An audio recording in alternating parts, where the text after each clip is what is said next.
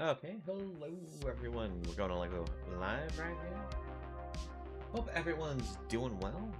Um, we're here today with some new decks for the standard arena format, and I hope you're excited for them.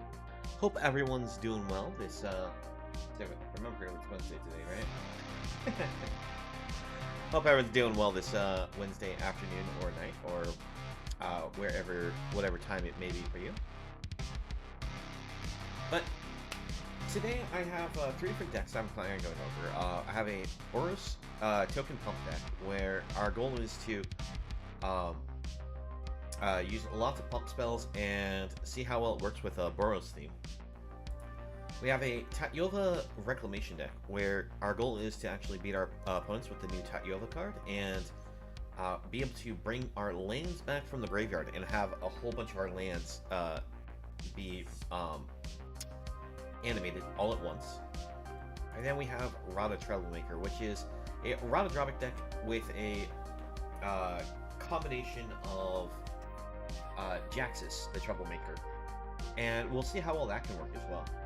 I know the last time we tried a Rata Dropic deck, it didn't work out so well, but I think this deck, even though it uses a lot of similar cards, should run a little bit smoother. To start things off, we're going to start off with the little Boros deck, just so we can start with something that's, a little more straightforward and easy to play, get us warmed up, and then we'll move into the more complex decks. So the idea of the Boros token deck is that we actually get our tokens from the recruiter here.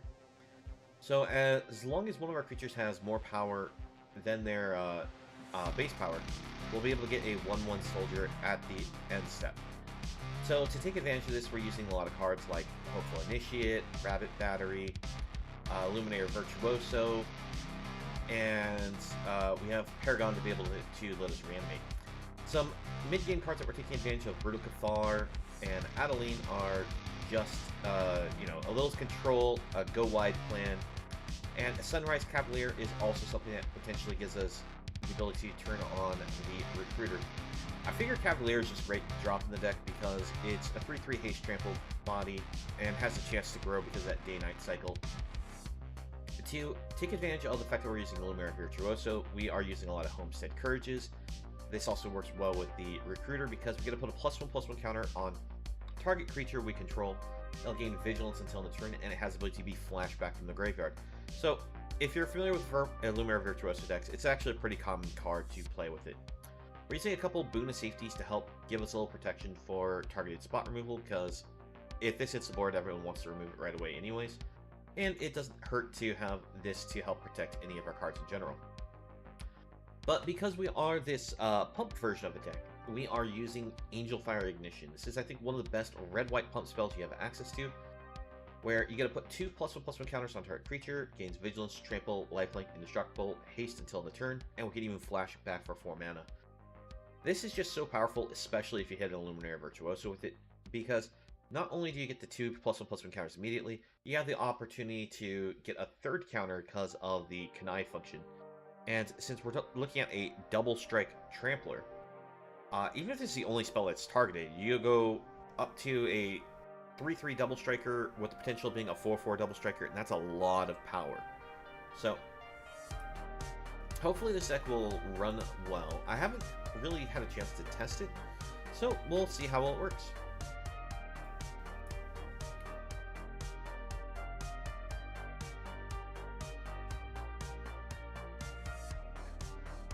Into the standard format we go with the Boros pump deck.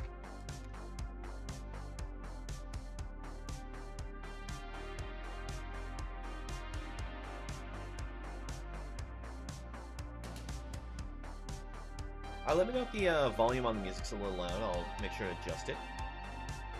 Thought I had adjusted it down, but it might still be a little loud.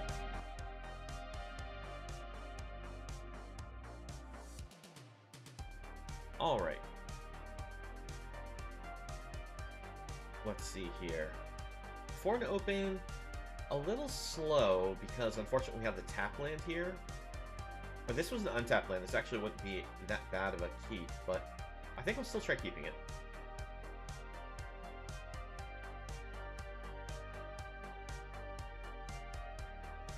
The nice thing about the Hopeful Initiate is because we have a lot of +1/+1 counter type cards, we have the opportunity to not only help make sure we can train this creature up higher, but we have the opportunity to use it for the removal to destroy artifacts and enchantments a little easier.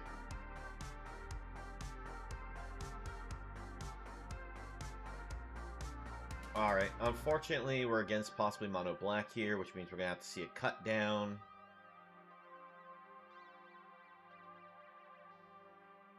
I'm just going for the more mana efficient play. We bring out the Bard, and yep, there's cut down. Because I still think Hopeful Initiate's actually going to be our better card to try to keep. Unfortunately, we don't hit a second white source here. Jeez, come on, mono black. Don't always have to have all the removal spells. It's like we have the protection spells, but we just don't have the second white source.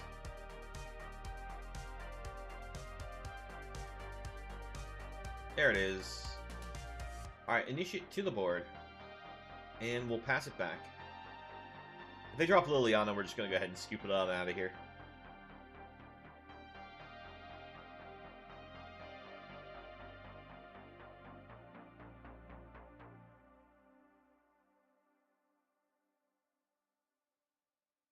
No blocks.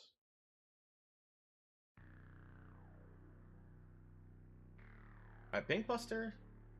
That's not the end of the world. You know what? Let's go ahead and bring this to the board. Pass it back to the opponent. See if we can... I mean, I really should have just attacked him for the 1, because I don't plan on blocking, but... I figure it still doesn't hurt to hold up the potential blocker.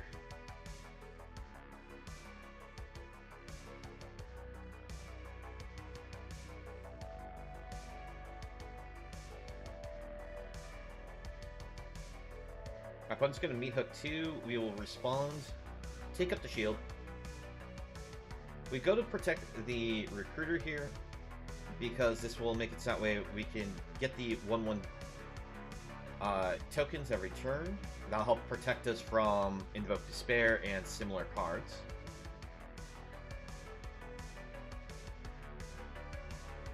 But let's go ahead and... I think it's better for us to Angel Fire here or just go for a Homestead Courage. I think we'll go ahead and Angel Fire.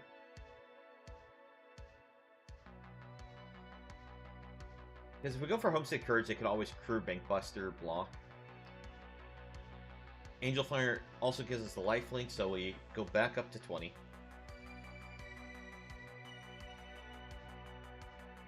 And we're also now out of the range of them potentially going land large meat hook.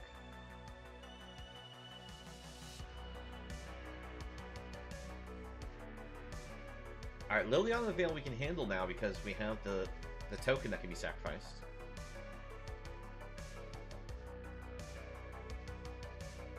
Yep, sacrifice here.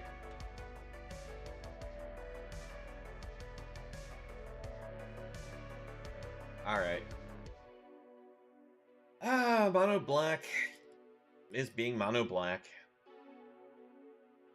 If we didn't get stuck where we didn't get the second white source until so late, I probably could have played that better, but we had the protection spells to deal with the removal, but we couldn't get the ability to have 2 white sources open to protect ourselves from their removal.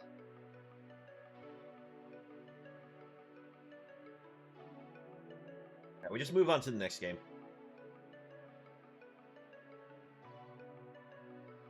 Alright. This is a much better hand than last time.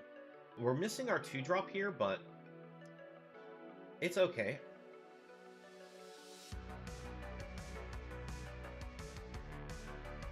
Send in the 1. I think I just need to, like, take a day, push myself to Mythic, and maybe see some more creative decks. Because when people get to Mythic, they tend to stop playing them to the meta. the reason is they can, you know, they've reached their point where they can hit their rewards, so they start just having some fun with the game. I mean, you'll still play against meta decks. There's no denying that. But I notice every single time I've gotten to Mythic, you get a more relaxed feeling, strangely, than in Diamond. Alright. Go for Adeline. Pass it to the opponent. We have the boon of safety to help protect it.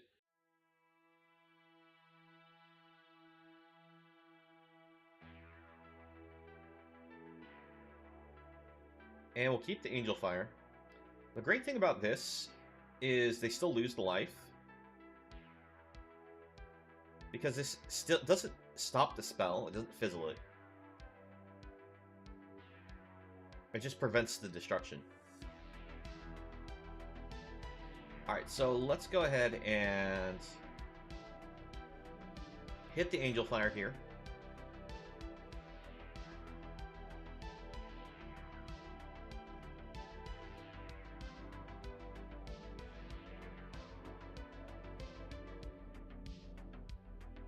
We'll send in the Cathar.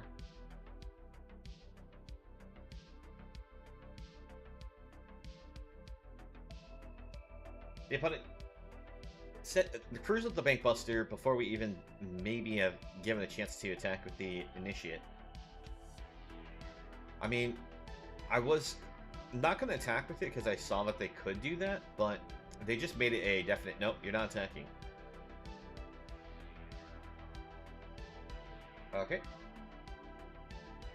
So we take a little life loss here, but we go for another Angel Fire here. This provides us with Indestructible. We'll send it in.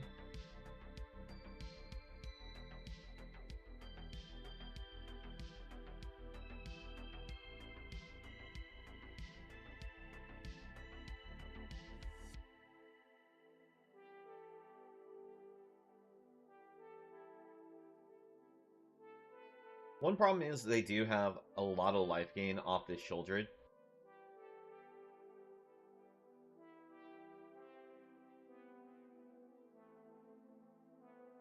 Because they're going to go up to 6 for the draw for their turn, then they can use Bankbuster, draw a card.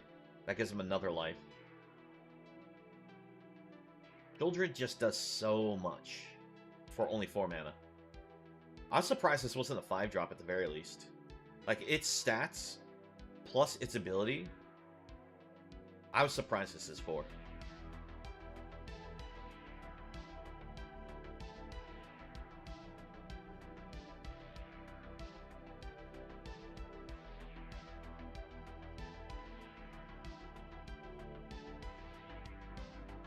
Okay, so we lose a life.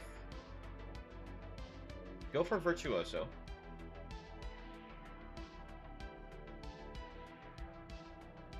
We send to face.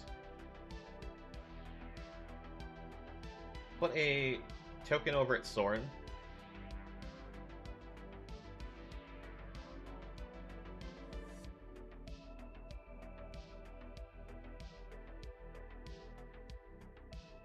Interesting, so they're going to go for the trade. Before that, let's destroy Bankbuster. Because 2 counters off this doesn't make us miss the kill on the Sheoldred. And that way this Bankbuster has now just been a complete dead card to them. They got no draw off of it.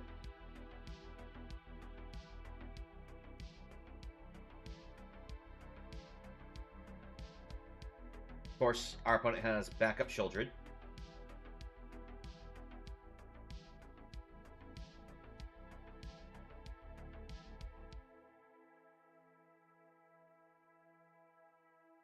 Alright, Evolve Sleeper leveling up to 2/2.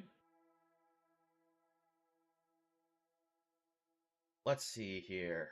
Rapid Battery is not bad for us, because we can equip that to Virtuoso. Let's first do this.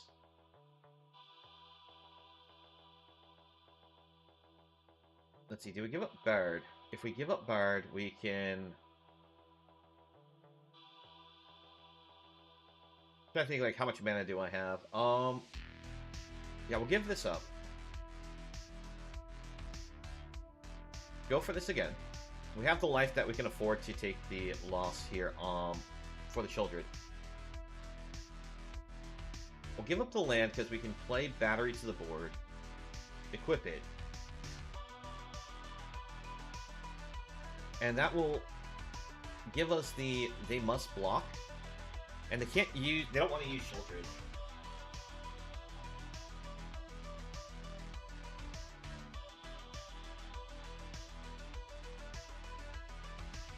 Alright, Trespasser gives them a little life gain from exiling a creature from a graveyard.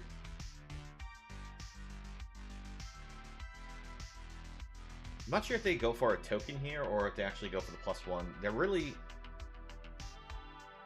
able to go for the +1 this turn, as long as we don't get the trample.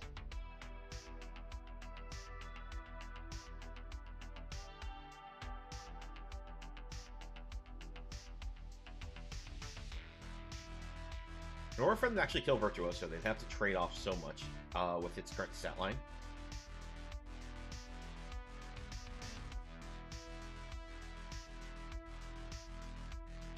Because we could kill the important cards here. Oh, there's the Angel Fire. So we go for the Angel Fire.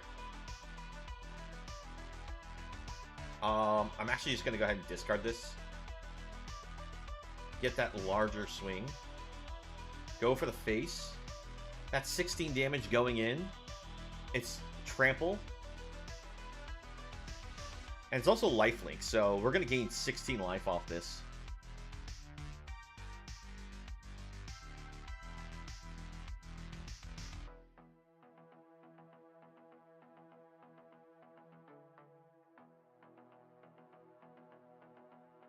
Oh, I messed that up on the blocks. I let them gain back 2 life.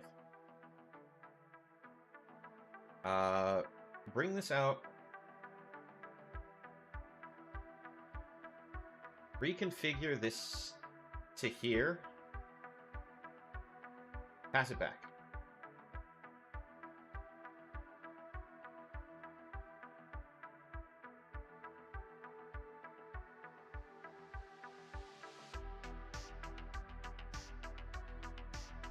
If you're wondering why Reef configured to the Initiate, it was just in case our opponent goes like Invoke Despair Liliana, or double Liliana off the top. That way we have the ability to sacrifice the rabbit as a second sacrifice target.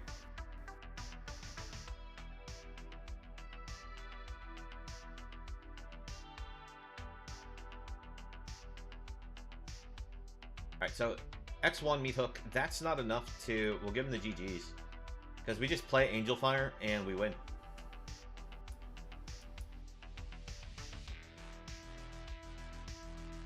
We don't need to keep this, so we'll go for the extra damage. And we'll swing 20. Alright, so 1 loss to Mono Black and 1 win against Mono Black.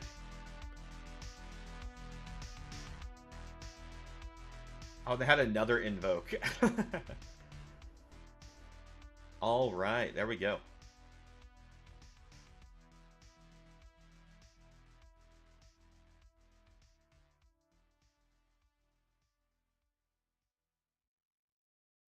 So far, I am actually thinking that our deck does have some good power, as we were able to see in that last match.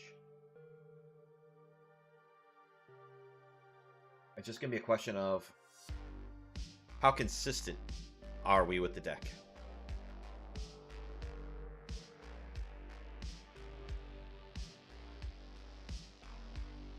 Okay, so this is not a very good hand to keep. Because we're missing the second white source. We have triple red, so we're going to mull this one away. This is a better hand. We'll keep it. I'm going to put the... No, I shouldn't put the Initiate on the bottom. We'll put 1 Angel Fire on the bottom.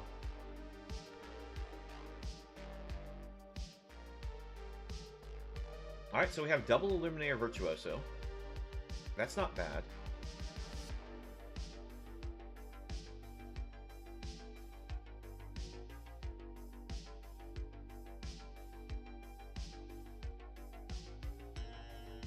We'll attempt the Virtuoso. It does get the stick. That's good.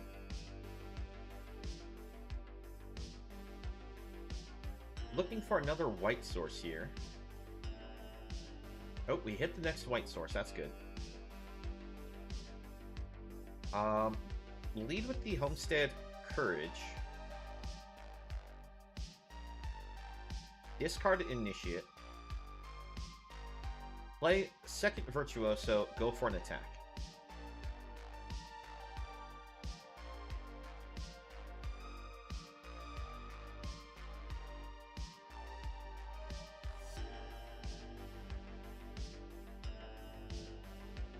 Alright.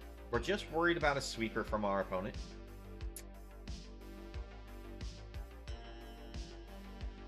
Even if they go for a big reanimation, it'd be scary.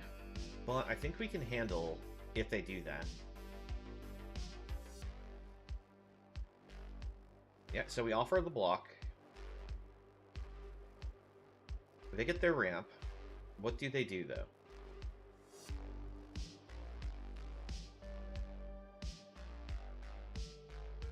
Yeah, that's what I was afraid of, was a sweep. Alright, let's go Virtuoso. Homestead Courage.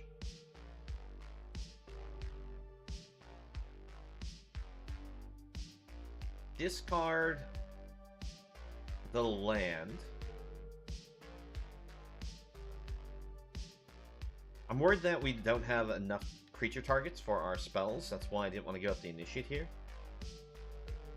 Might have been actually correct to have actually... I was going to say, discard the Homestead Courage, just in case our opponent was running a 2-cost sweeper. Alright, well, Initiate to the board. And we'll actually give this Courage right away, just in case I have another Dragon War.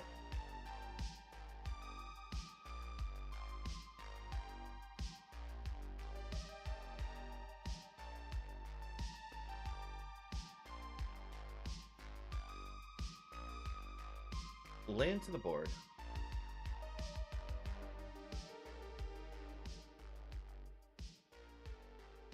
Trying to think, like, how much do we just go in on this one Initiate? I think we just go all in on it. Just hope the opponent doesn't have the bounce punish.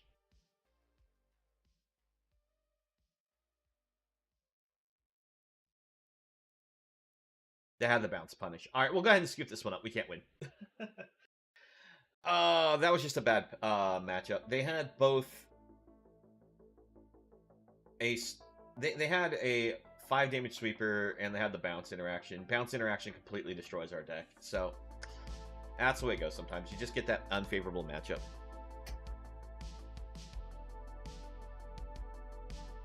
The worst part is, that's one of the reasons why pump spells are generally not seen as very good. If you're playing against somebody who has interaction against you, as you're going for your pump, especially once when you're doing like +1/+1 counter type things, while those are really strong because, you know, it makes your creature permanently larger, one bounce spell just completely like resets your creature, and it's a field bad. All right, I think we can keep this.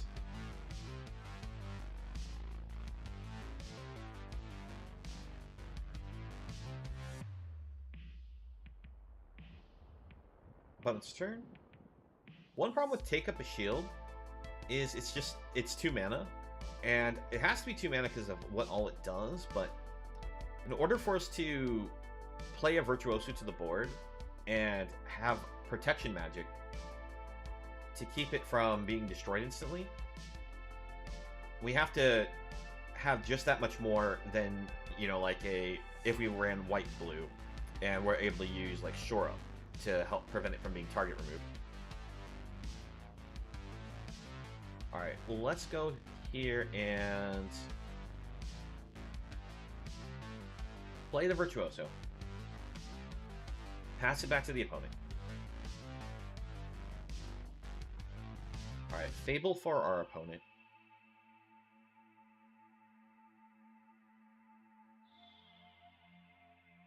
Let's get some Courage.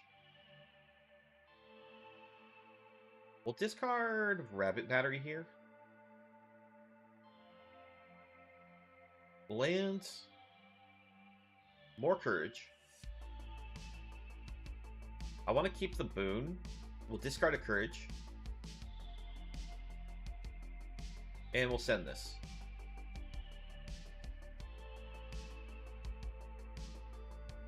Alright, it'll be the opponent's turn. I want to keep the boon just because that way we have the ability to potentially double spell protect Virtuoso.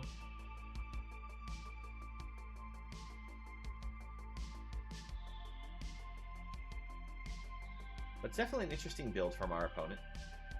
Don't see the Togalars get used very often in a deck with underdogs.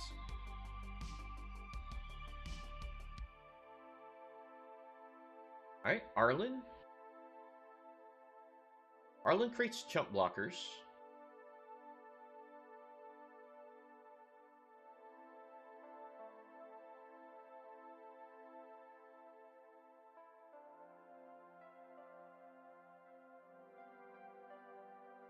Trying to think, what do I attack here? This is still 10 damage, we'll just send it to the face. Just gonna get chump blocked, but we'll do that and pass.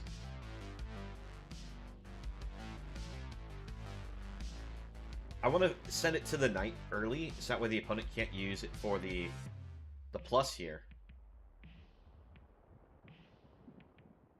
Wind Grace allows them to get lands back from their graveyard.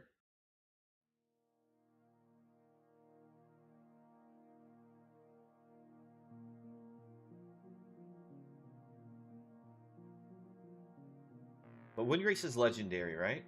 Yeah, it's legendary, so they can't use Kiki Jiki on the Soul of Wind Grace. I have no problem taking this 5. No blocks.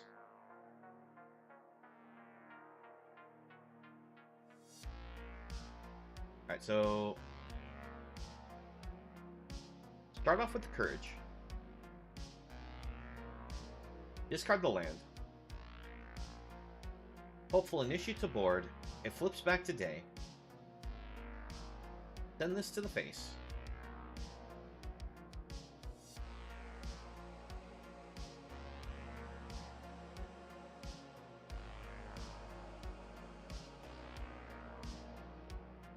Let's get rid of Wind Grace here.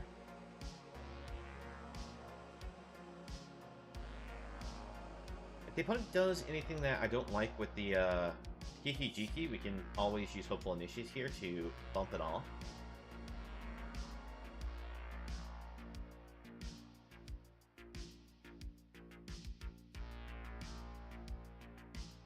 Alright, in response to that being played, we're going to get rid of Reflections.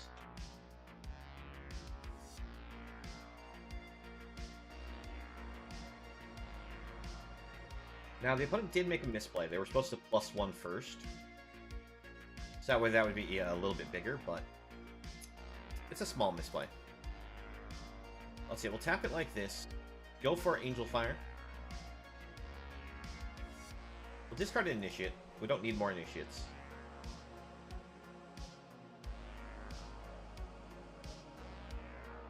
Then the damage.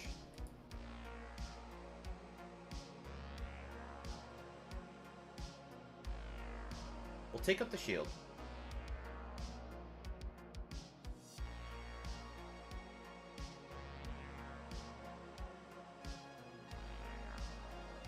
We still have Boon of Safety available to us. Decided to hold the land as discard fodder for the Boon of Safety. Because if we target Virtuoso, because that's the only thing we're cared about really protecting here.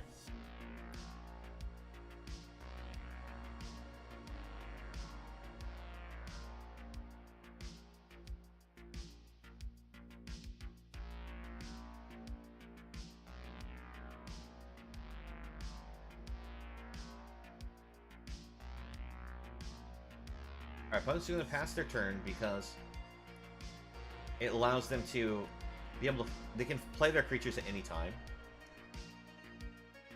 Alright, 1, 2, 3, 4... Angel Fire.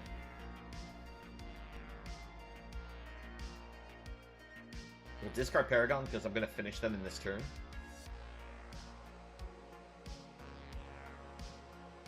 And yep, there they go. They scoop it up.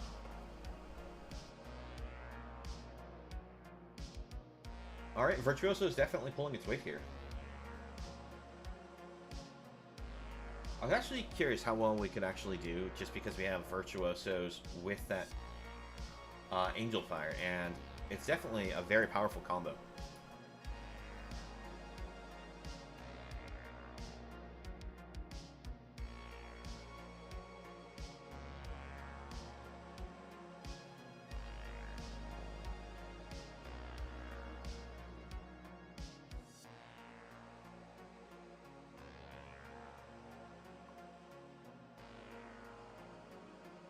A little bit of a slow hand, but I think we can keep this. We're just missing a turn 2 play.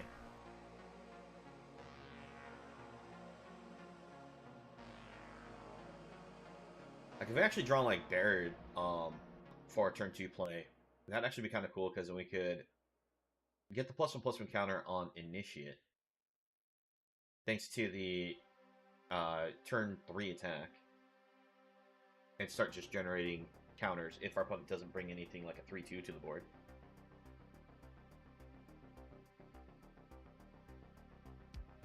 Then again, opponents got to play, so they could bring a lot more than just like an early 2-drop 3-2.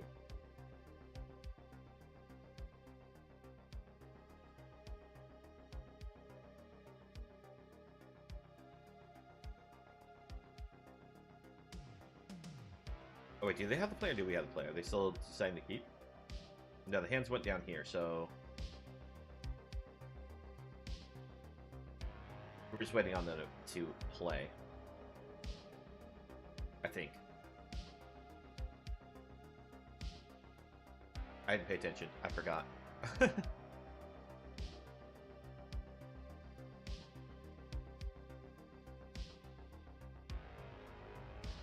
Alright, well, this opponent's definitely taking a little while.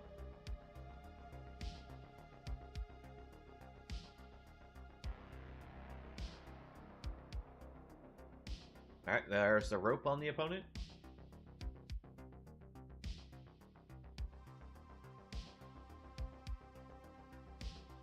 Apparently, this person decided to queue up and then walk away from their computer.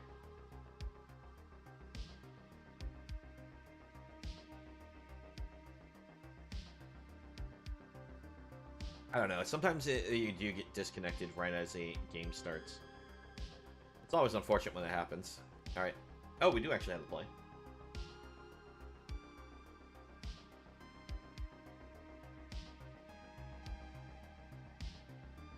One of those things that it took so long for us waiting for the opponent, I forgot if we actually did click the take play. Alright, opponent is there. Against red, green, black at the very least.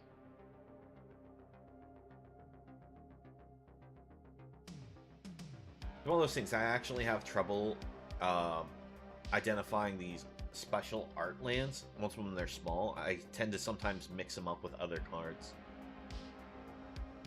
Because most when you shrink them, you lose some of those details that it's like, oh, okay, I can't really tell at a glance that that's the Proving Ground. Okay, so probably 5-color Reanimator here. So in that case, let's get our Cavalier going, punch in some quick damage. The opponent's going to be probably domain-style enchantments. So, as you can see, they have the drag to the bottom as a sweeper option because of the domain, but they have, like, Kami War, which means that they might be using the enchantment that makes it so that we can sacrifice any permanent and reanimate a permanent from your graveyard that shares a type with it. I don't want to commit more to this board just because I know they run drag. And we're already representing lethal on board.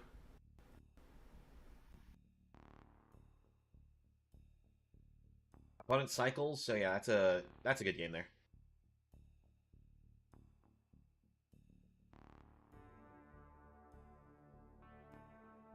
That's just how fast you can win with just those 2 cards. Alright.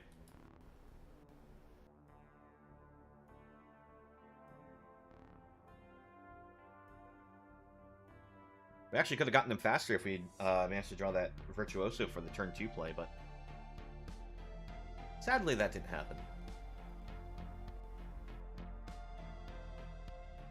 Actually, we wouldn't have killed them faster, we just would have gotten them lower for an easier finish if they did manage to sweep. Let's see here.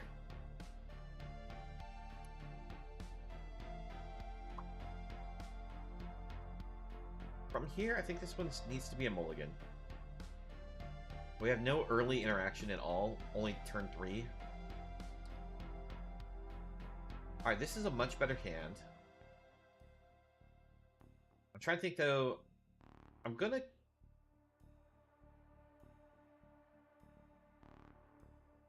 give it Rabbit Battery here. We'll go like that.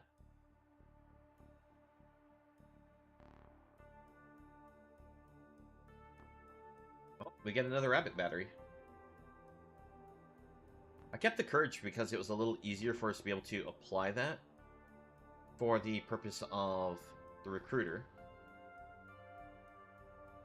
Now, the opponent wouldn't block with Shigeki if we went for the Homestead Courage. But I want to get the Adeline to the board. Really, they block for more damage than just killing off the token. That's interesting.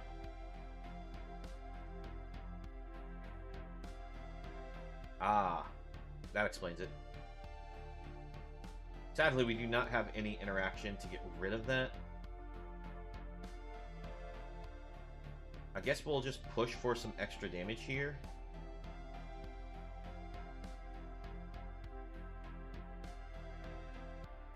We'll only use 1.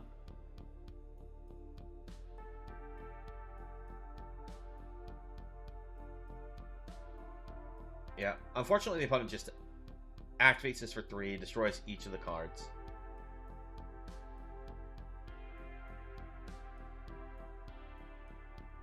And we're drawing lots of lands. This is unfortunate.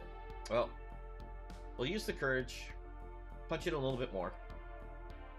I'm holding the second Courage just in case we can get something, you know, more worthwhile to use it on. And Liliana.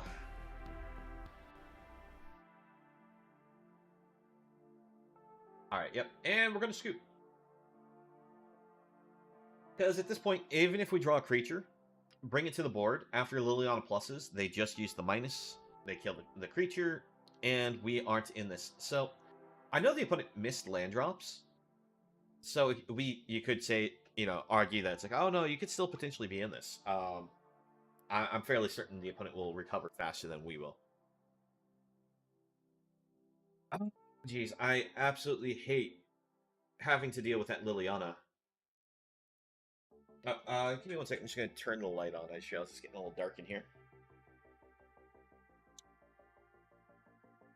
There we go.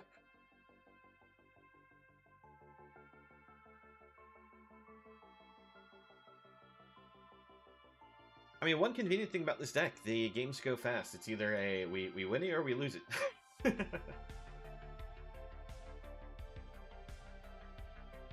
Alright.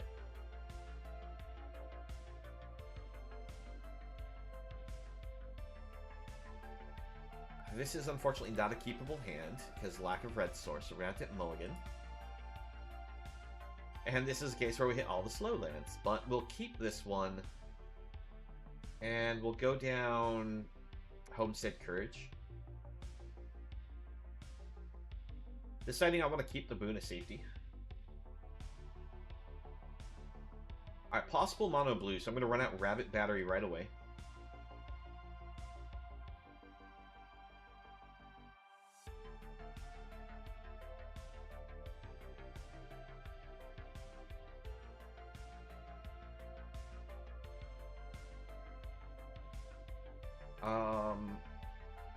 Okay, so Lantern Bearer for our opponent, that's fine, because they don't have a counterspell magic then for this.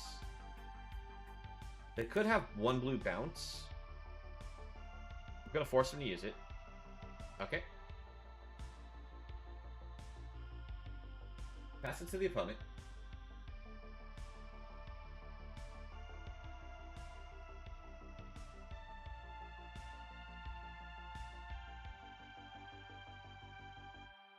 Attempt this back to the board again. Opponent apparently has more 1 blue bounce.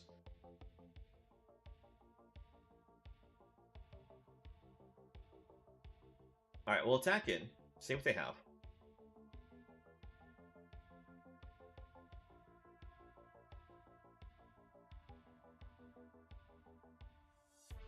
Okay, so they choose to take the hit. Because of Baron's effect, we get a token.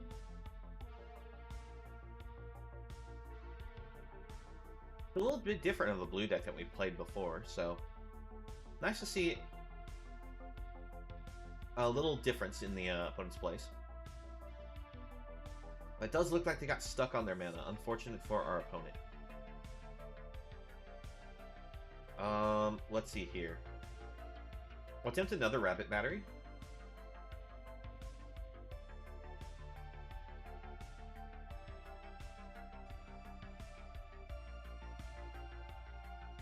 I don't think I want to go for playing anything else unless I have to.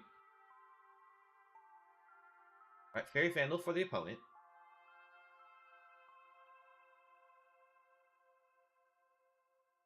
The opponent offers a double block. We could kill the Vandal. So they're going to slip it out. So no damage is going to be done to that Ledger Shredder. It's off the board, which means we actually could play that second spell this turn.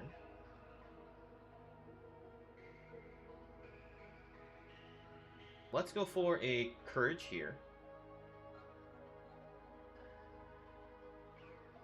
And I'm actually going to put Battery on top of Battery.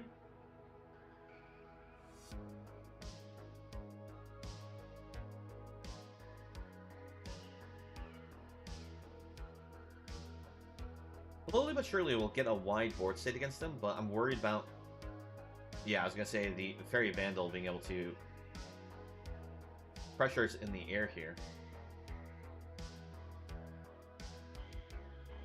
Alright, so they discard to make disappear. Only 1 mana open for them. I feel like they have another slip out or something of that nature, so I'm just going to go for Adeline.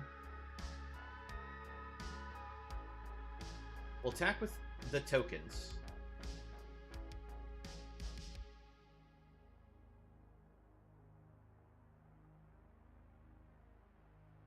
Didn't feel like there was any stops being put, so we may have actually been able to resolve Cathar and actually have gotten rid of the Vandal.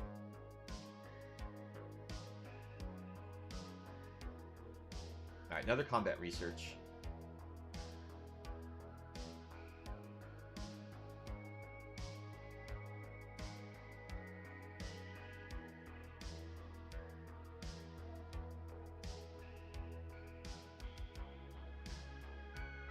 The fact that we're stuck on 3 lands really is hurting us, because we can't really double spell. Not like we really want to because of the Ledger Shredder, but it's just nice to have the the option.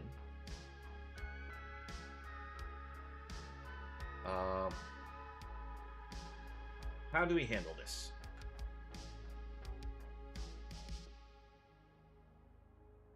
I can go for an Angel Fire, put it on one of the creatures. I don't necessarily want to target the Cathar, because that would make it so where the opponent is able to just bounce it back to our hand, it fizzles, and we don't get the attacks then.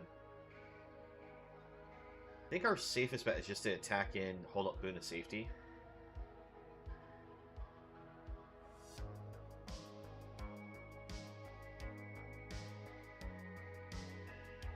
Yeah, I guess we'll do that. We'll just give them the all attack.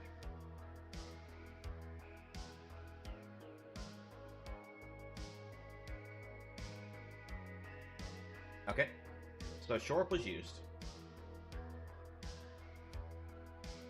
Now, Fairy Vandal's not larger than our Adeline yet, but it will be once when they play their next spell. If they do.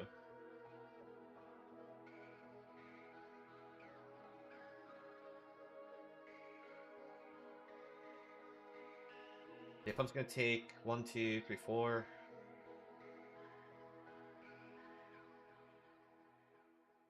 I think if it's worth protecting the Bard, or do we attempt to get a Brutal Cathar down? Because we're currently looking at how much damage in there? 6 plus 3, that's 9. I think we can try for the Cathar.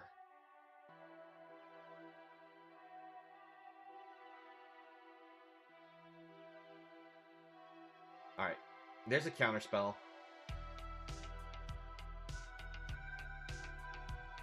So that's 10 damage in the air. They could give an extra +1/+1 thanks to the spirits in the graveyard.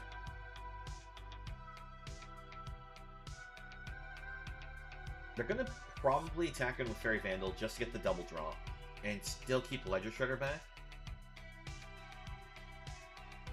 The question is, do they manage to draw themselves some kind of interaction against us? If they do, we're kind of boned.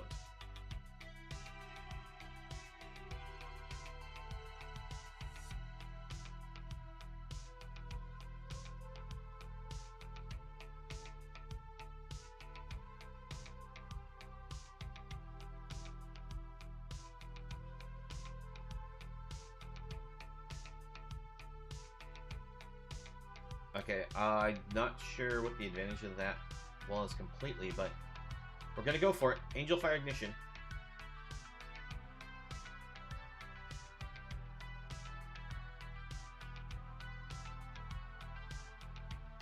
We'll keep a Rabbit Battery back.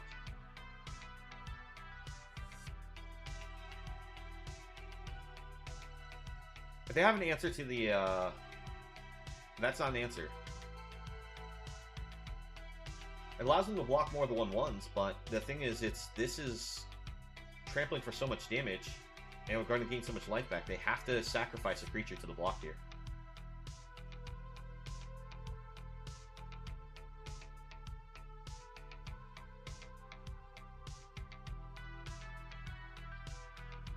Alright, thanks to the amount of life gain that we've got, we should be in a better position.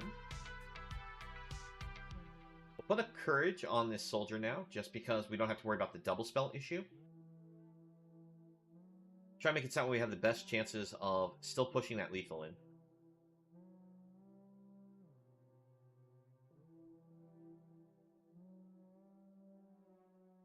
Alright, Lanterns doesn't do anything for our opponent. They actually were better off not casting that, attack in, see what they get off the draws. Because now they limited how much mana they have to interact with our board state.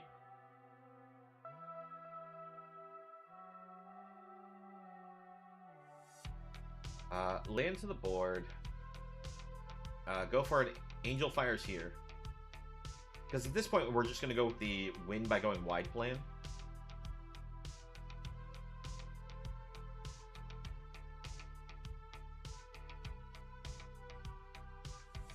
Alright, so they go ahead and slip that out of the back.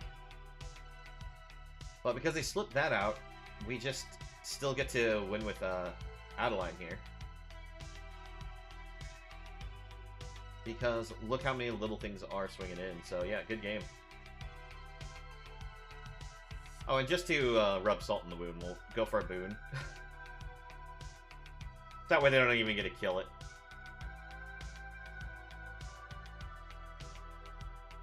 Alright. I mean, it was... The opponent had answers, but I think they tripped themselves along the way. Alright, though we do well.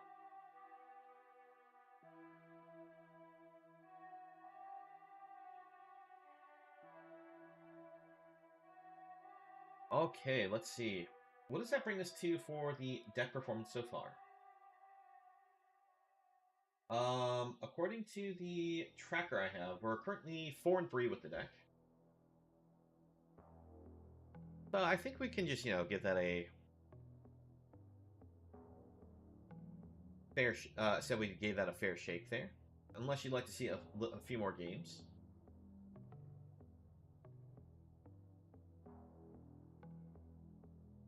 Let's see, where did the deck go? Here it is.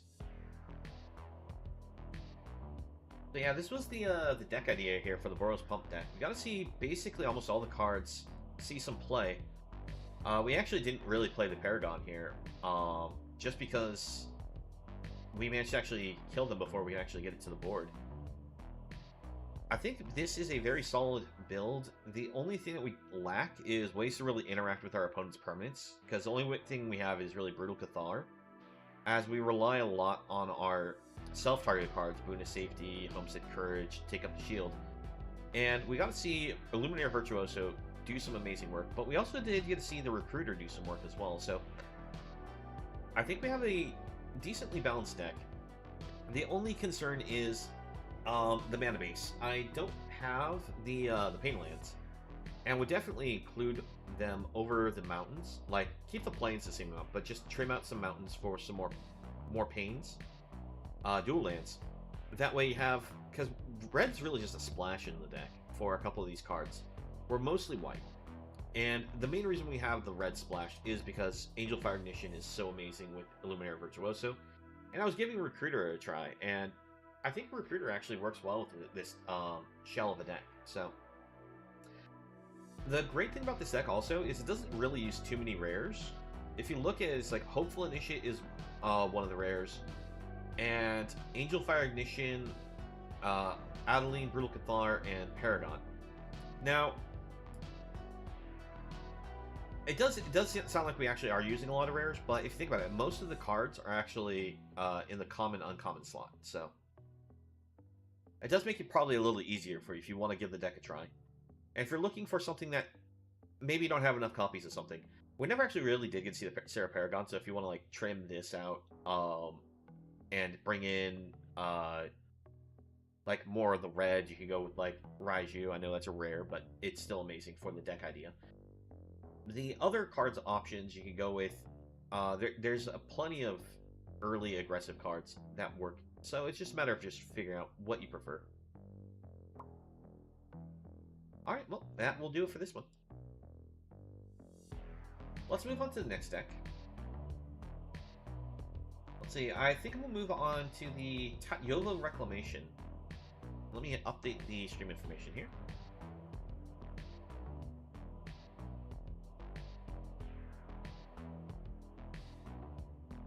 Make sure I spelled the name right. Okay, yeah, I did.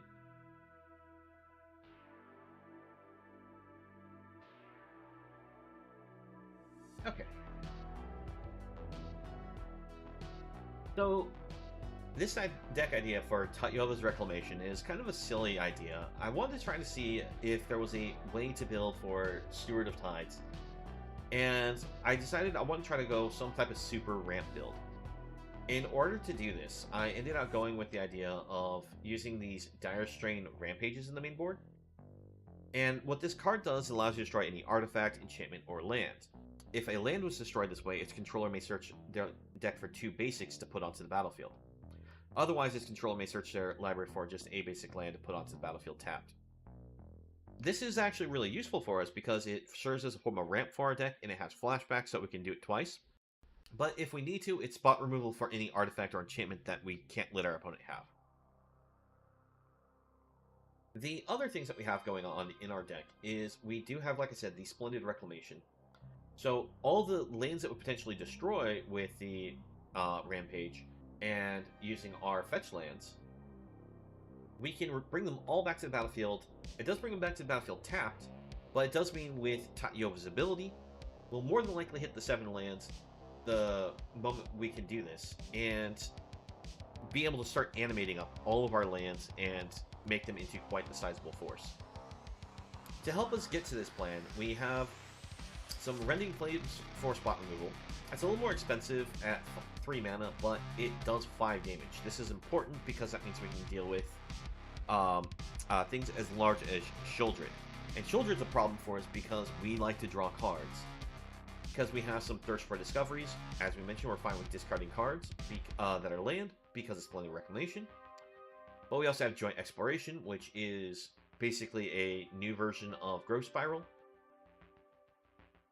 And we also have some herd migrations for getting us lands as well. Now this one's not card draw, but we discard it, get ourselves a basic land, and we gain 3 life. A late game, we could potentially play this and get ourselves a herd of tokens, because we do have some triomes here to help make sure we can possibly hit the domain higher than our typical 3. But to round the deck off, we have some run 7 to take advantage of our huge amount of ramp to get a large tree folk to defend us. We have some Storm the Festivals to basically pull out any of the combo parts, as well as even hitting lands is important for our deck to throw straight to the board. And we have some Elder Dragon Ward to serve as a form of a sweeper, gives us a little discard draw, and the 4/4 Flying Dragon token isn't bad for us. So it's an interesting deck idea. We're going to be trying it out and hopefully see some combo action. If not seeing combo action, at least just simply seeing Sewer of the Tides land animation plan hopefully yield some potential wins here.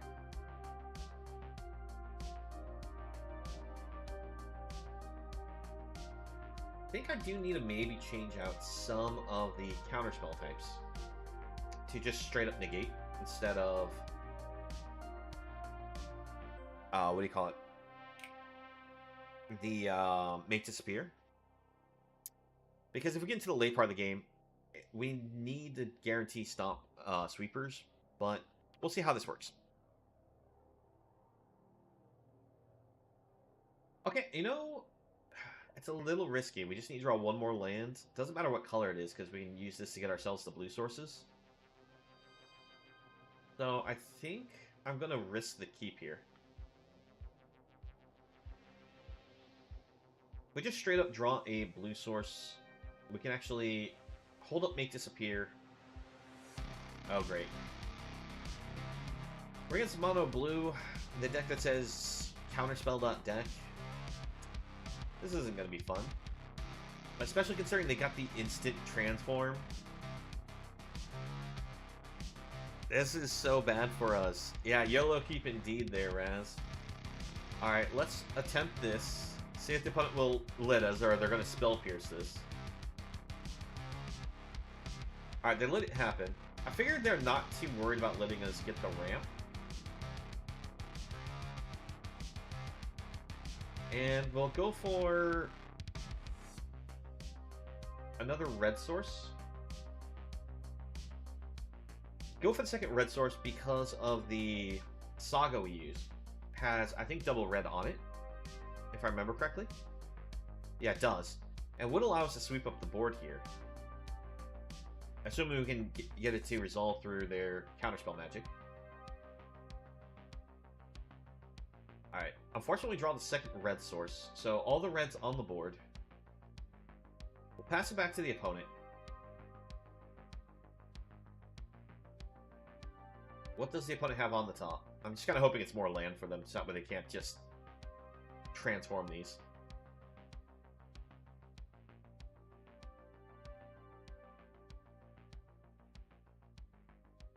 Alright, let's go ahead and kick this.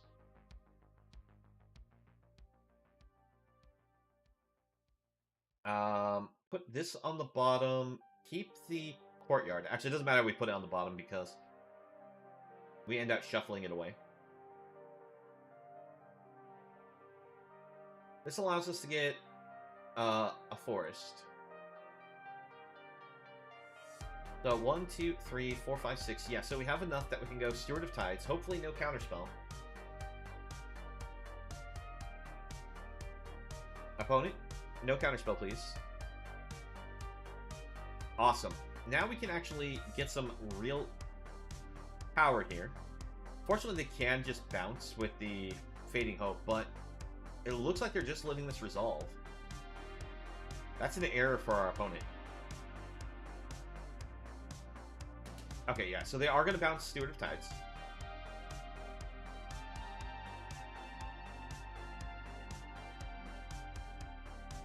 Unfortunately, it loses flying without this being on the board.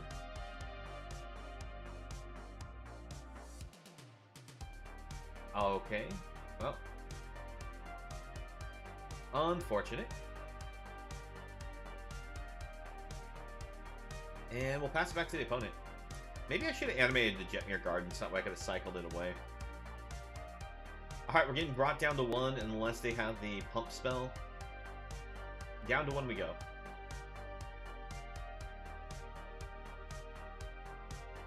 Alright, let's see here. Unfortunately, we don't really have a way to get back into this. We got knocked down so low.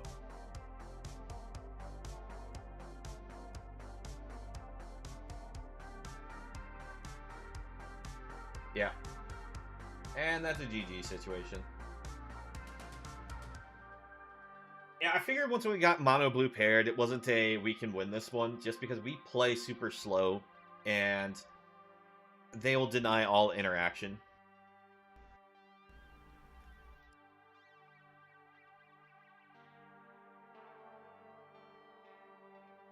But the fact that the opponent also got the turn 1 flip, as well as getting 3 of those 1-drops, is pretty crazy.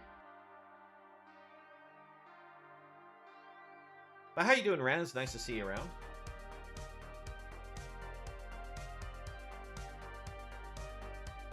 Let's see here. I think I can keep this. This seems a lot better than our first hand we kept.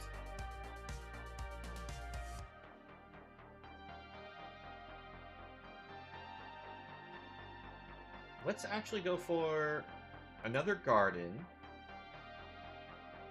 Then we can go islands. And we go for the joint exploration, try to ramp with the courtyard.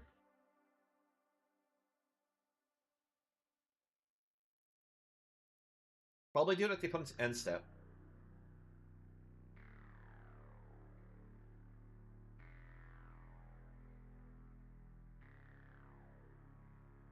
Oh, I think we're against,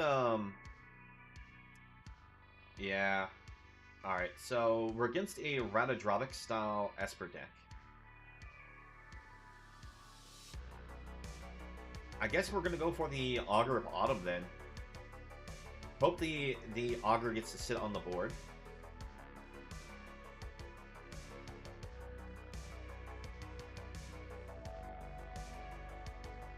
Hello there, Moth033. How you doing? Welcome to the stream. I see it's your first time here.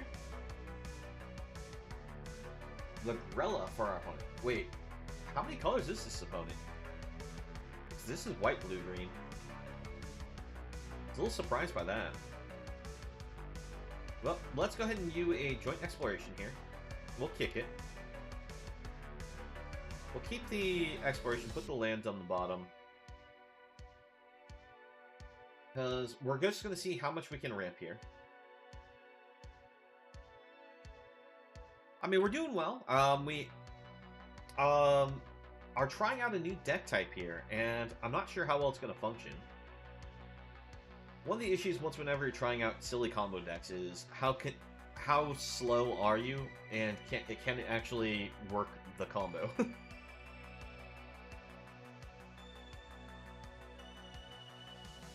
Alright, Purifying Blade for our opponents. Unfortunately, we are still missing some interaction for the board.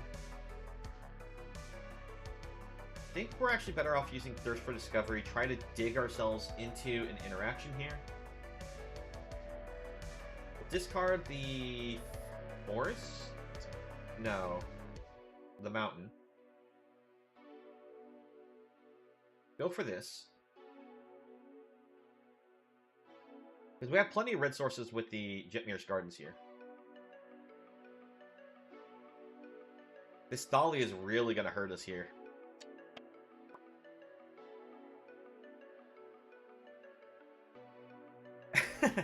Appreciate the compliment there, Raz.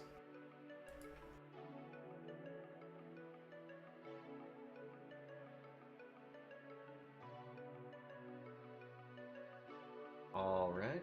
So opponent's going to gain some life. Shauna triggers. So they can draw cards. They draw all 3. We're going to storm the festival here. We hit Tatyova. We hit the courtyard. So we hit exactly what we're kind of really looking to grab here. And we will animate Another green source, I guess.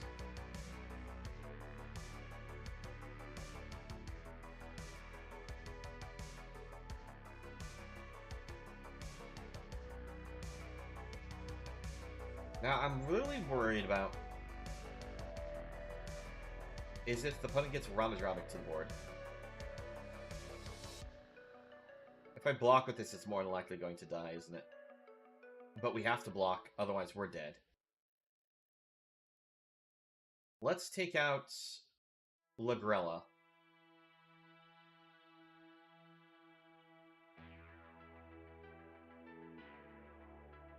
Yeah, I figured they had a Ganjo there, but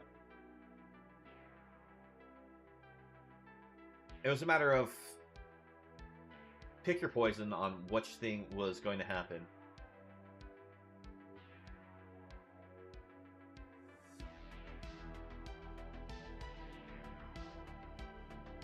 Because if we didn't block, we were just straight up dead. They had exact number to be lethal.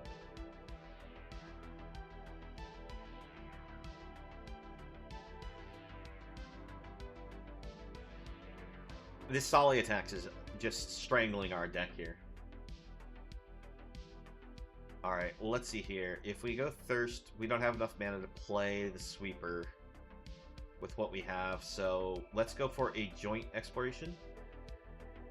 Scry to potentially find what we need. But I'm trying to think, like, what do we need? And what can we actually play? This is my first time really playing against this version of Legends. I guess you just call it the Legendary Creature deck.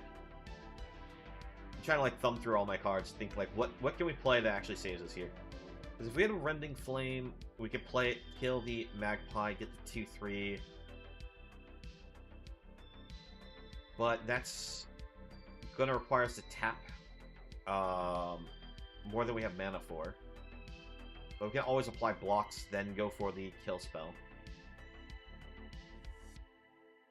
So yeah, I guess that's what we're going to do. But before we do that, we're going to go ahead and play the Hideout first. Help deck thin as a card here, so that way we have less chance of drawing into land. Neither one of these are what we're looking for. And unfortunately, that does not do it for us.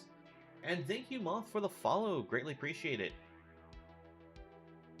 Yeah, no, that's a GG situation. We don't have anything that we can do here. Ah, that's unfortunate. If it wasn't for Thalia, we might have actually been able to play fast enough, but this slowed us down so much.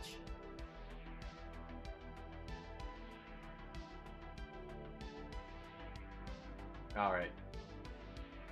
I haven't actually come across too many decks that have been running Thalia, because most of the time I've just been playing against Mono Black or some form of Black Reanimator.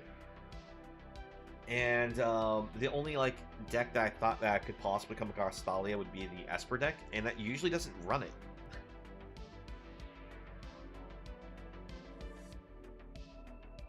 I know Mono White's been getting a resurgence again, but I still haven't played against it. And I figured that one runs Thalia, but... Alright. On the open, this is a terrible hand. Why is it terrible? Because we have both our mountains in our hand. And red's only for, really, a few cards. I think it's just popular recently. I've seen a lot of it in Mythic. I mean... looks like a really fun deck that they have there, but it also does require a lot of rare cards, as you saw. So it could be that it's just not super popular because of its, you know, requires people to take the time to get all the cards for it. Okay, this is a little better here. We'll keep this one. I'm trying to think, do I keep the Thirst for Discovery or the Joint?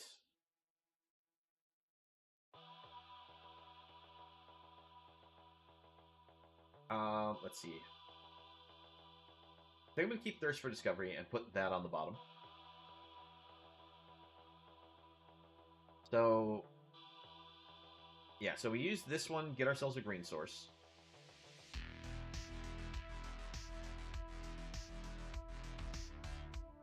This will get used to get ourselves a red source.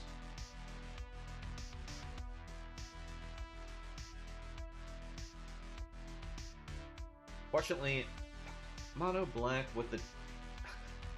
Why do you have to have the concealing curtains? Why? It's so rude. Alright. So we're dealing with mono black that has more of a focus on discard from what it looks like, so it won't surprise me if we see them jam a Lily onto the board just to start making this discard. Probably take Renin 7 out of all the cards in our hand. They may take the Herd Migration, but I'm not sure. Yeah, okay, so they do take Ren, which is what I figured was most likely.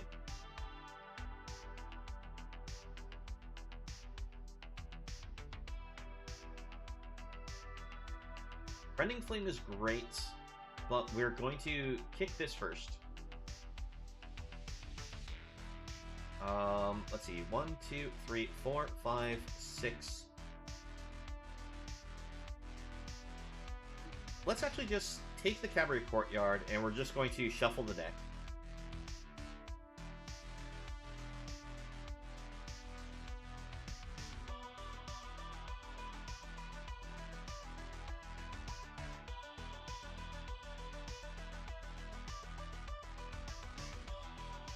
Alright, so we take 5. Bankbuster, okay. The thing I'm worried about mainly from them is Shuldred, but haven't seen that from them yet. Let's go for a Thirst for Discovery.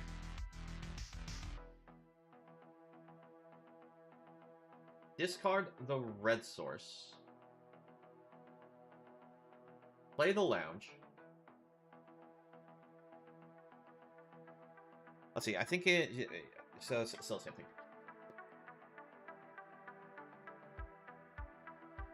Opponent seems to be stuck on mana, but I'm surprised they didn't just level this up. Alright, at this point, we're going to have to fire off the Rending Flame, get rid of the eye here.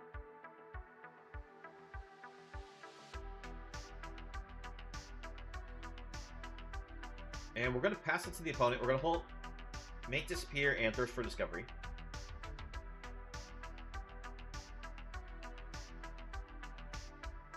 If they bring any creature to the board that has any power, we have to use the counterspell, otherwise Bankbuster can come in and kill us.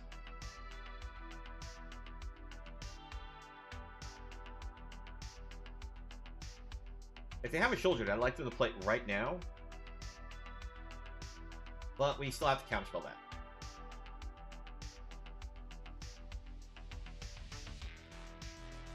Because like I said, if we didn't counterspell, they just crew up Bankbuster and they kill us. Alright, we play the Migration, get ourselves a lot of tokens. Potentially stabilize here.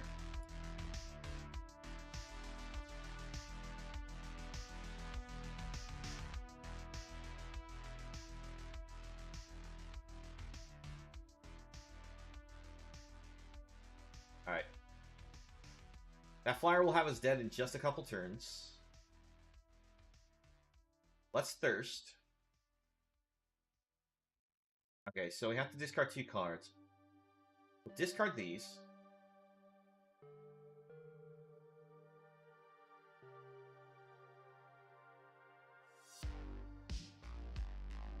Gonna play the Hideout, get ourselves another land from the deck.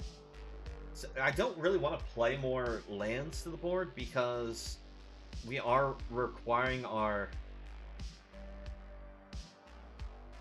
main card from our deck, but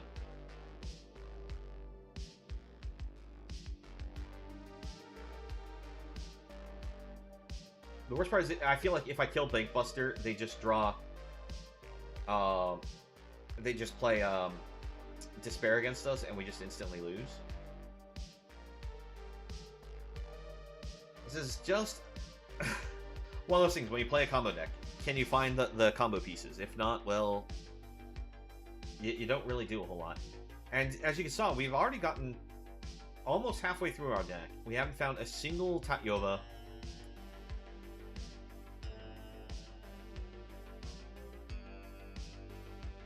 Alright, opponent's just trying to guarantee the lethal in the air by doing the minus.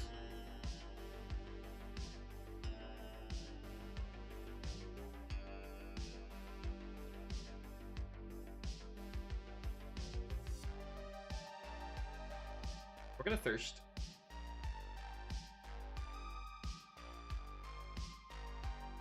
Discard the land. There's our Tatyova. So late into the draws here. Alright. Animate. 1, 2, 3.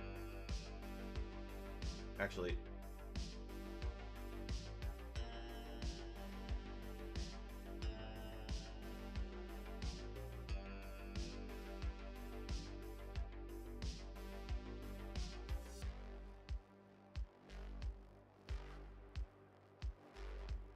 There we go. Just trying to figure out how I want to tap this. So destroy this. Get ourselves 2 lands. Take action.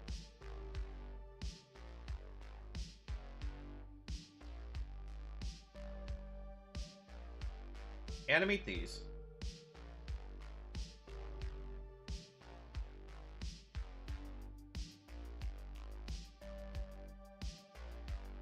Opponent's giving us a GG's because they probably have the card I'm afraid of.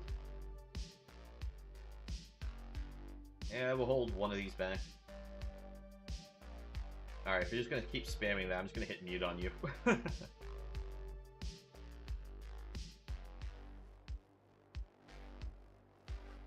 I know they can animate Baitbuster to be a block and just kill one of these, but we're going to take that.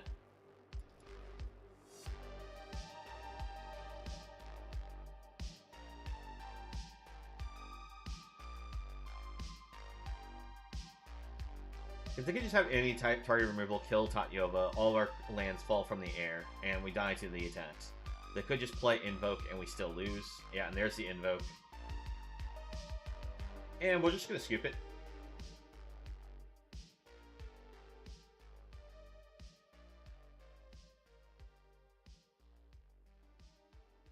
Oh, man. I need to double check my deck. See if there's something I need to change in it.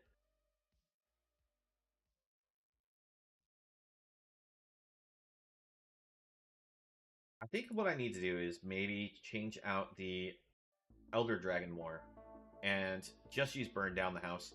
I was trying to use something different than Burn Down, but because I've always been using Burn Down. And I wanted to see if we could try doing something a little different, but if it's the best sweeper we have to make sure we can survive the board going wide. Alright. Run it back. The other thing that was nice about grabbing the Saga was if we go for the green spell to look at our top so many cards, put a permanent into play, we actually could grab the Saga off that, but Burn Down's just too good to not use.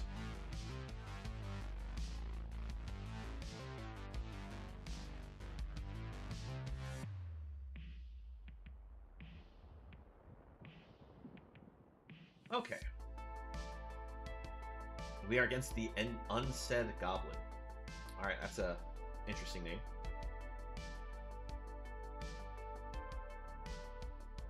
Alright, so on the open we have double Tatyova. But Tatyova really doesn't do a whole lot for us without the rest of the cards, but I think we can still try keeping it.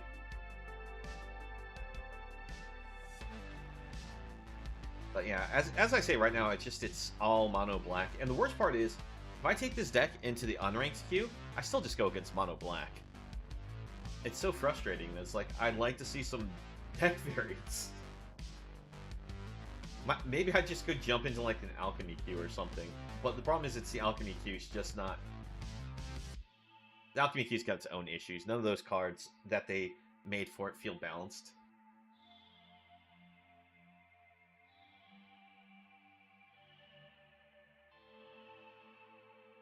Alright, they're going to look at our hand. They're going to grab a card. Which card do they grab? They could choose to grab nothing, and then we don't get a redraw. But they may just take the Make Disappear just to get rid of the counterspell.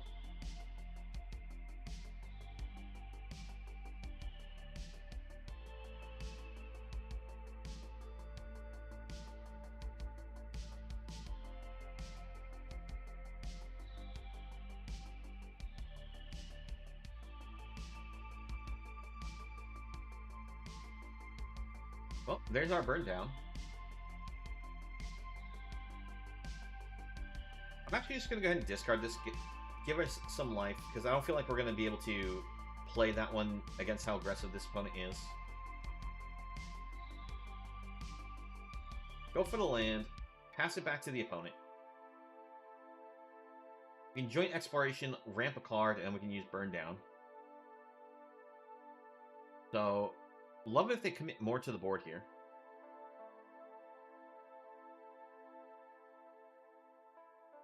Maybe we should just join exploration just to tap out and maybe get them to do such a thing.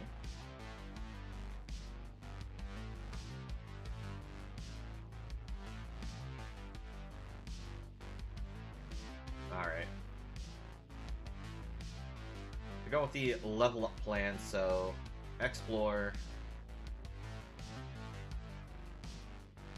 Put the lounge on the bottom. I don't feel like we need more lands at the moment. We just need...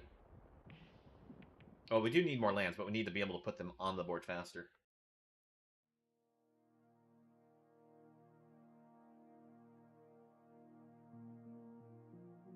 Alright, let's burn it down.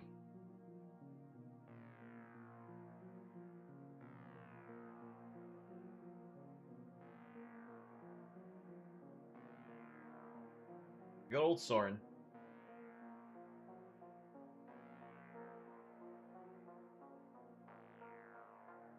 Let's see, 1, 2, 3, 4, 5, 6. So we don't have enough to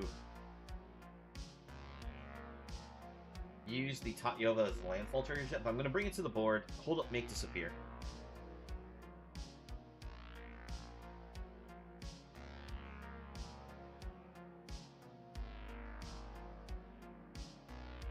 Alright, you're gonna kill that while I kill your sword.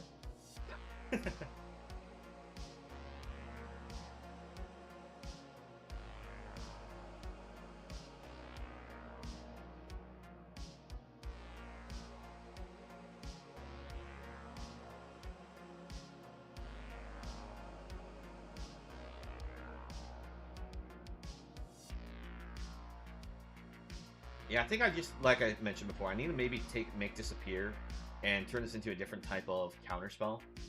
Because we're trying to play to the late game, and at this point in time, if we're trying to protect Tatyova, we're going to need a different type of counterspell magic to make sure we can protect it.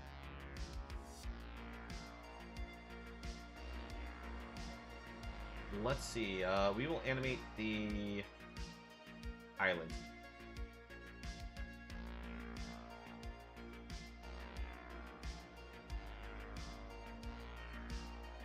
Pass it back to the opponent.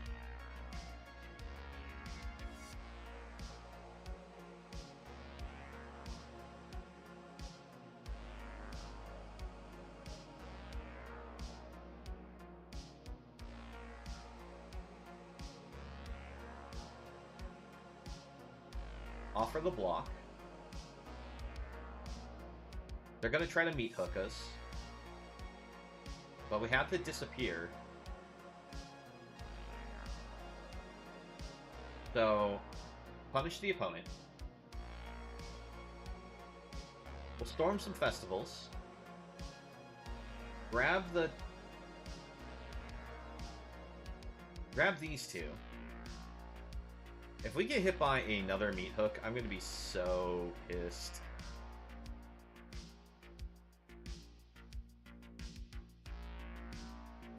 Alright, you know what? We're going to submit 0 just in case the opponent does have another meat hook.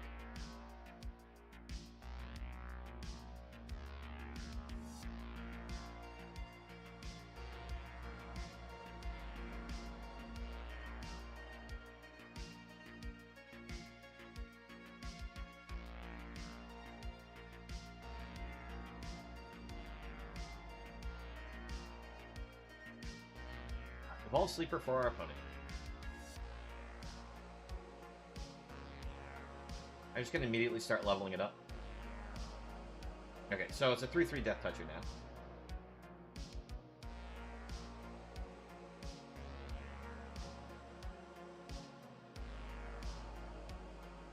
Let's get some migration. It's only 3 tokens, but That's enough to apply enough for a lethal next turn. With them doing that draw, we don't have to worry about a meat hook.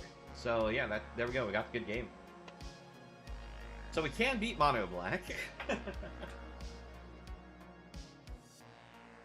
Alright, we'll just send it.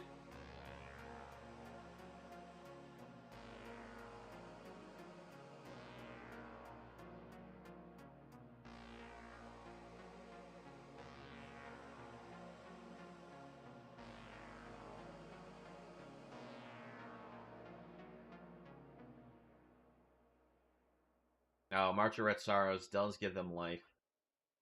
Let's do a draw in response.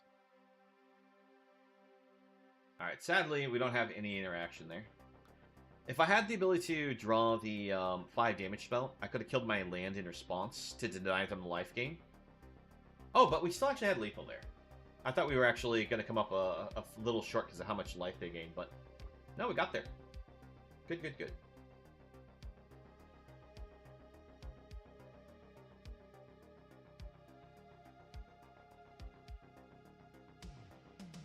Double check something one more time with the deck. I know I'm jumping into the edit mode on this one a little more often than I do with some of the other decks, but this one just feels a little awkward, but let's see. Hey there, Izzy. How are things going? Welcome back to the chat.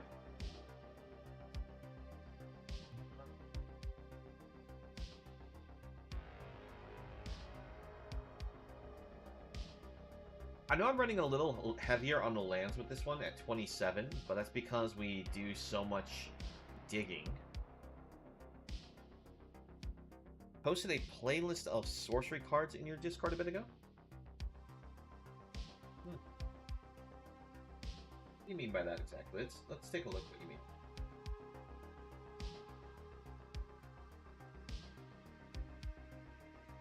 Oh, okay, I get what you're saying. You made some more custom card ideas. I see, I see. Sure, I mean, if you want to share those on the stream, I can do that. Just, give me one moment here. Playset.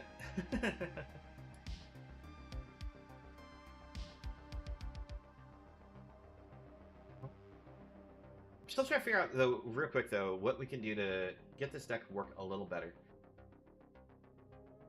And I think I might actually need to trim a land or two.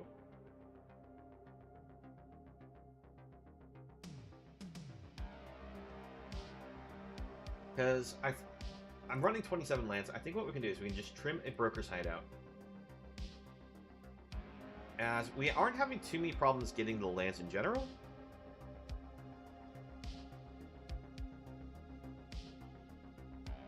Suggestions given to you from, wait. I had suggestions given to me for them to make them more balanced. Oh, okay. You've already had someone peer review your work, huh?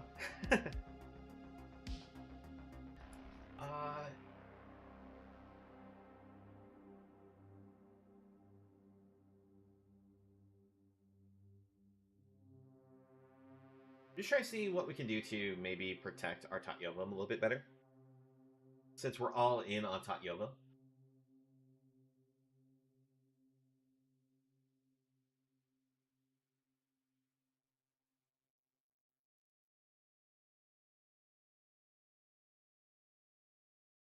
Nose is just itching a lot more than usual.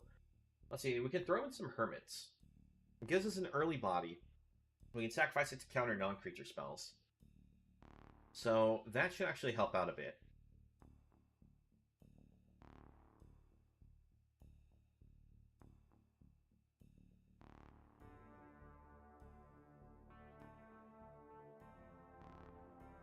The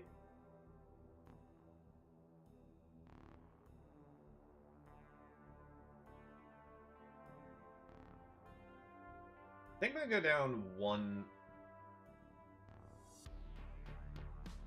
Cascade, and we'll call that good. It's 25 lands. I know it's a little lighter than what some people would suggest for a landfall deck, but we're having problems where we're not coming up with enough interaction against our opponents in the earlier game, and I think we need to do that.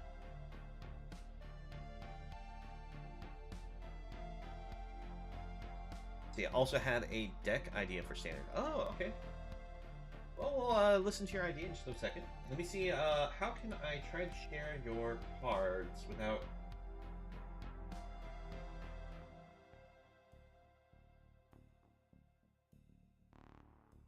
I would have to share my Discord image, and I don't know how to do that without... Well, I guess that's fine.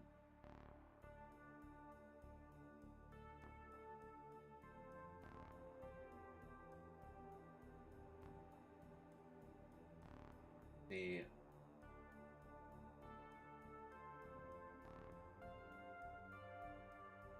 So, I hope you don't mind. Let's, yeah. I have an idea. I have an idea. I can do this. I can do this. I can save these things.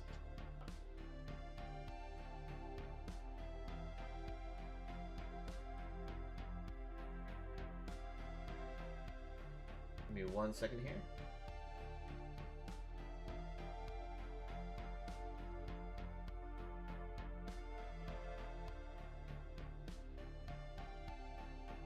Okay, so the deck idea is token spam and use Sadistic Pilgrim, and the meat hook was one con. Oh, okay. Actually, I may have seen some ideas similar to that, and I do think that there is a lot of ability to do that. That's not gonna do it how I want it.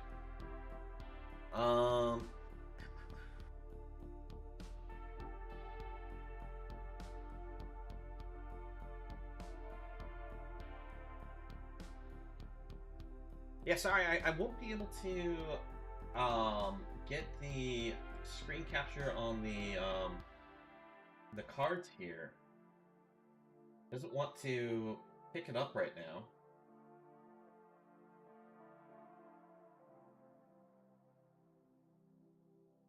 I wonder why not.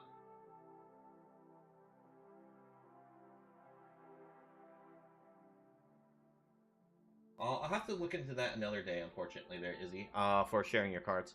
But let's go ahead and finish off our deck here. And Izzy, you can tell us a little bit more about your Meat Hook Sadistic deck idea. I mean, oh, you want me to at least talk about them? I mean, I would like to be able to show off the pictures, but unfortunately, like I said, I can't get my screen capture to want to track them.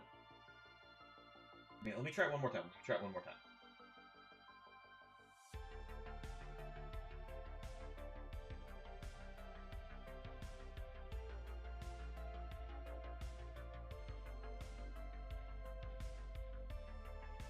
Yeah, I honestly, not sure why it's not letting me detect the Discord for share. Because I know I've done it before, but for some reason it's not wanting to do it right now.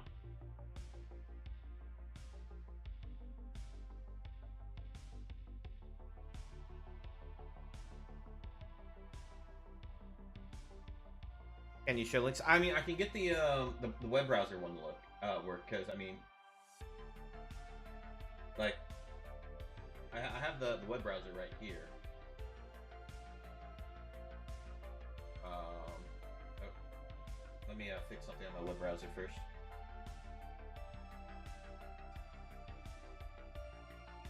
Because it's stretched all sorts of weird.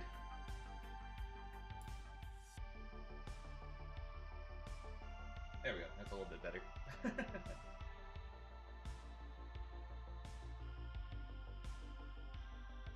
But, yeah, so that's what I said. It's like I can get to track this.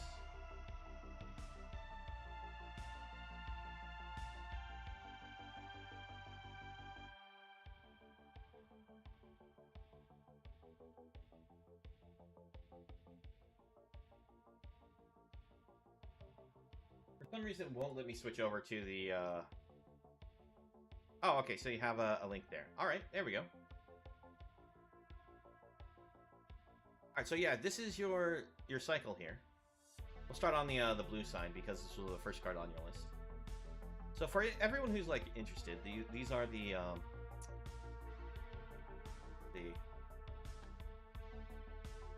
there we go.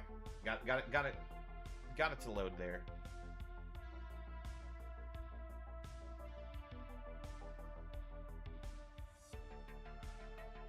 So Izzy likes to come up with these card designs every so often, likes to design her own cards, and this is one of the cards that she came up with. Apparently it's a cycle of cards, so I guess they're all going to be like a gift of something, maybe? I didn't quite read them all yet. But, so a Gift of the Ocean, 3 mana, sorcery speed, get 2 crab tokens, scry 1. I mean, you don't see too many cards that, like, give you that crab deck idea, and I think this is kind of cool because of that. People said switch scry with draw. Well, I'll be honest, for generating just the 2/0/3 crab tokens, there's already a card that's actually like this that exists. Let me remember the name of it. Creates crab tokens and also a clue, I think,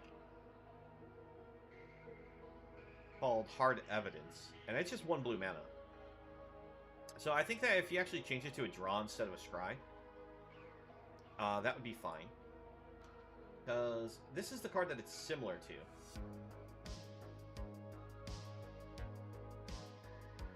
And as you can see, for 1 blue, that you get a crab and and investigate.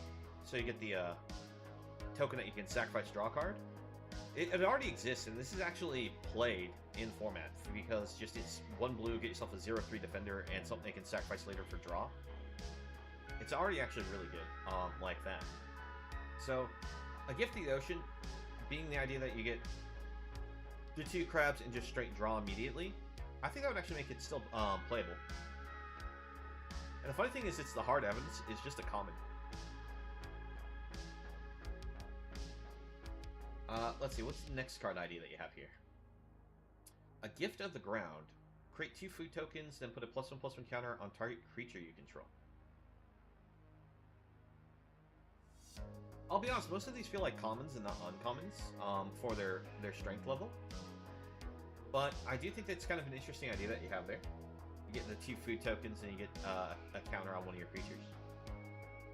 Actually, it'd be like a fun card to potentially draft, especially if you have like food synergy cards. A Gift of Flame. Create 2 blood tokens, then deal 1 damage to any target.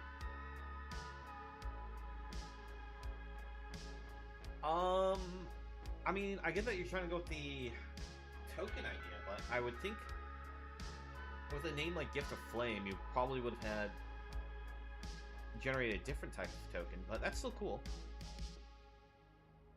For black and red, they suggested to switch the tokens made. Alright, in that case... Yeah, actually, I was just about to say that. This actually feels like it'd be something that it would be... because of the name, Gift of Flame, you could go with the idea of actually call it like maybe Gift of the Forge or something of that nature, and it creates like the treasures. Gift of the Void, creating treasures, like name-wise, like this is where it's kind of weird.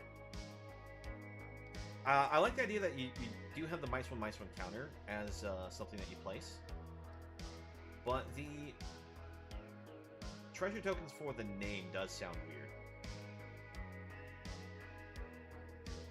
Yeah. I do see what you're saying.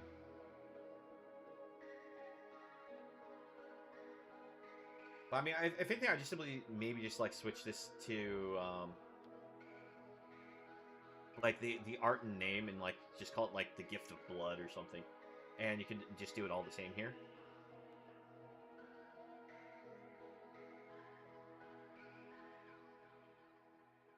But if for Gift of the Void, I would think name-wise, you'd want it to do something other than treasures. Like, try to think like what kind of tokens you could create. I mean, I guess you could create like Thralls or something, where you could sacrifice them for black mana. Because I think that's what those did. No, they did something else. Thralls were just 0/1s that usually were sacrificed to other cards for different values, but nonetheless. Let's see, and the last one is Gift of the Sky, where you get the 2 white birds, and then you get a light. I mean, that already feels like cards that exist, and in all honesty, that's perfectly fine on the balance of mana to effect. So I think you have a fun little cycle there. I think Gift of the Sky, out of all of them, would be probably your second most played. Gift of Flame, if it was...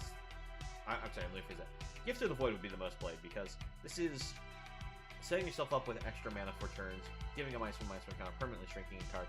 This would be actually not bad at all. I think your card that would probably see the least play would probably be Gift of the Ground,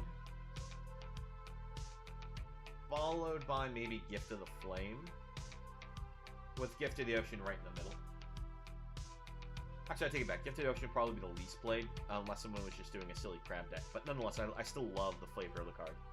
Like, you design some fun stuff. Oh. Message spam. What's better, Gift of the Sky or Rally for the Throne? Rally for the Throne?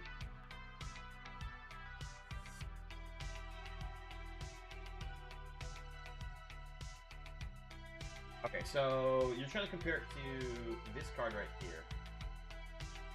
Rally for the Throne, I would immediately say, is worse just because you don't have flying creatures. While Rally for the Throne is instant speed, and you do have that adamant skill where you can gain life for each creature you control, I would still prefer the flying creatures unless you're building a human-focused deck. If you actually have a human-themed deck, then Rally for the Throne isn't that bad. Because I actually did play this in Standard for a little bit, where it was a human deck, and it actually worked out pretty well. It was actually an artisan deck, so it wasn't. It was like well, no, it was near artisan. It had one rare in the whole deck, because it was the name a creature type, and they all get +1/+1. Because Rally of the Ranks is really good. But in any case, I hope that answered your question on that. I do think your sorcery would be better than Rally.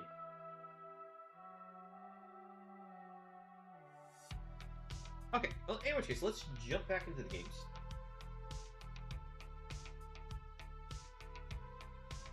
Got some more Reclamation to attempt here.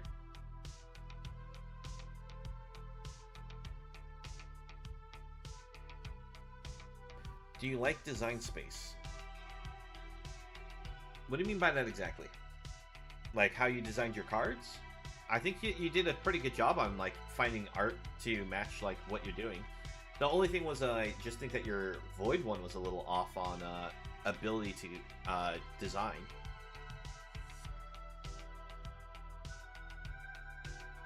Like, I think you do a good job with your designs.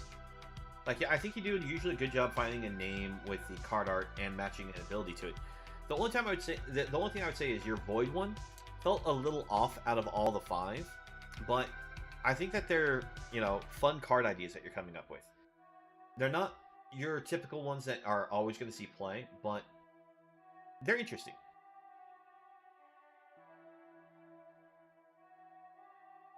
I mean, yeah, I mean, that is one of those things. It's, I think you tried to make them balanced, and you gave them all a theme. So I do think you designed something interesting there. Alright, this opening hand, we're going to have to probably hit Mulligan here. The mana just seems a little off for what we have drawn. Alright, we can keep this one. We'll put the mountain on the bottom. No, actually, we'll put the island on the bottom.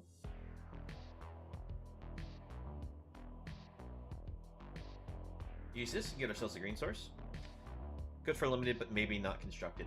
Well, that's the thing is, I think some of your cards that you design are great for limited play, but some of them are definitely more iffy for constructed. But the thing is, it's some of them definitely feel like they're like perfectly fine and reasonable for constructed also.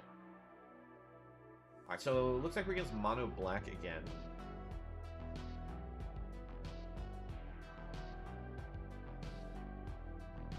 Go ahead and get ourselves a green source.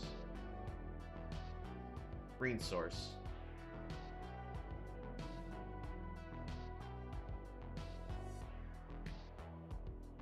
Oh, we actually got Reclamation already.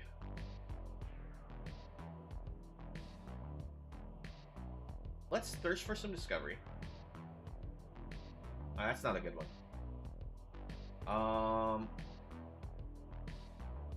Discard. Discard.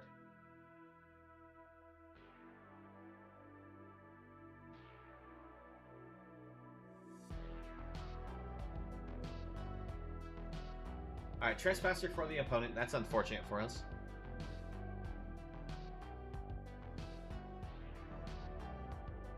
Alright, we'll attempt to put this on the board.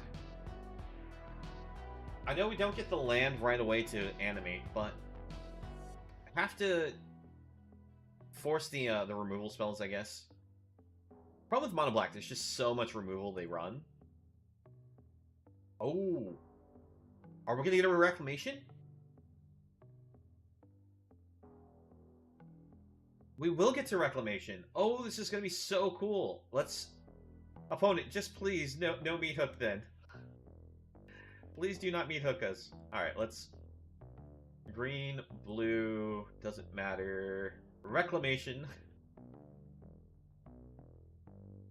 It's a small Reclamation, but it's a Reclamation nonetheless.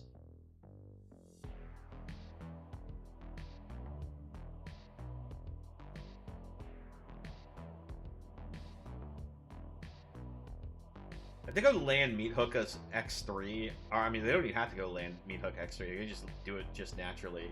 It's gonna feel so bad.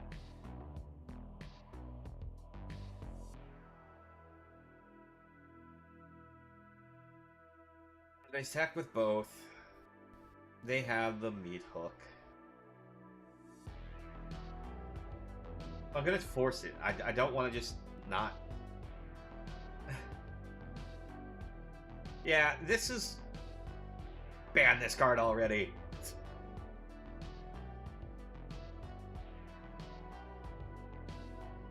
Yes, yes, Shieldred, you are annoying.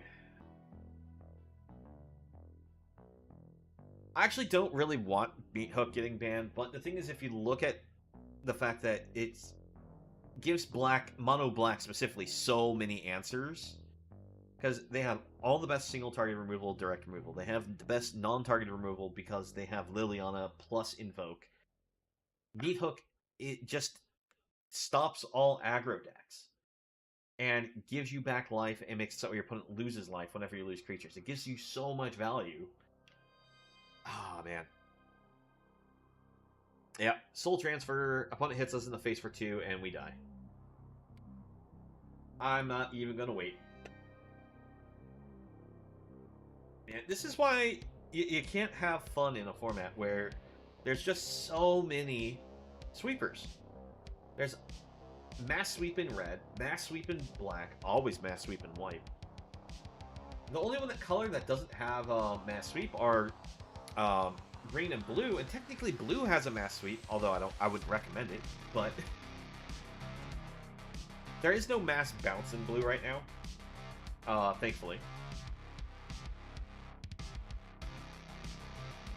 But, oh man, it's getting frustrating playing where it's all mono black. I think we've played against one non-mono black deck with this deck of ours.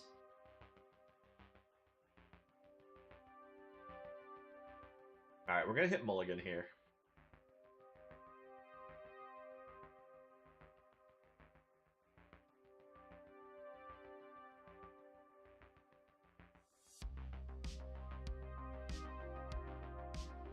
We'll keep this.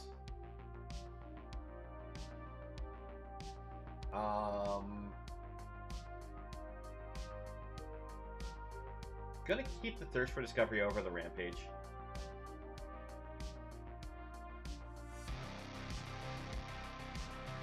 Rampage is great for us just because it does give us the ramp, and as well as put the lands in the graveyard for the Reclamation land, but I think it's going to be better for us to do the land pass play here. Especially once when we find that our opponent is potentially mono blue.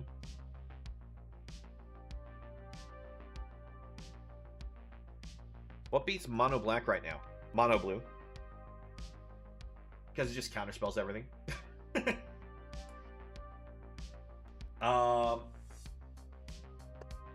But that's actually just it, is Raz. There's no guarantee. Like, mono black has the highest win ratio right now in the format because there is no solid answer for it.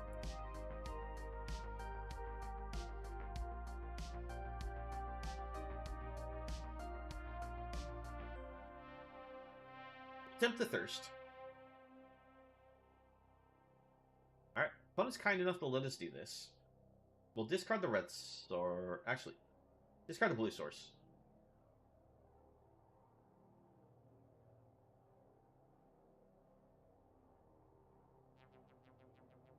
Let's go green source, pass.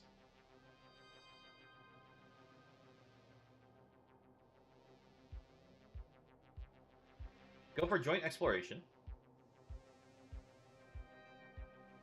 Alright. Starting to get those counterspells out of their hand now.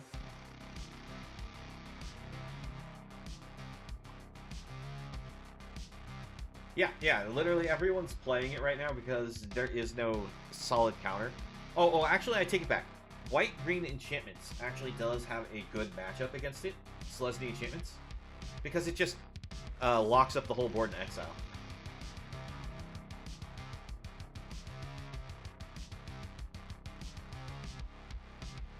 Let's see, we'll take the counter spell, and I think we'll still take the land.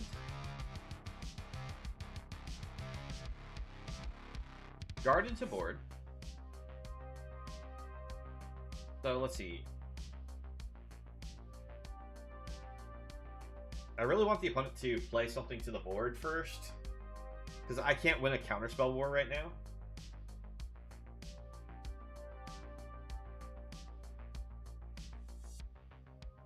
Counterspell.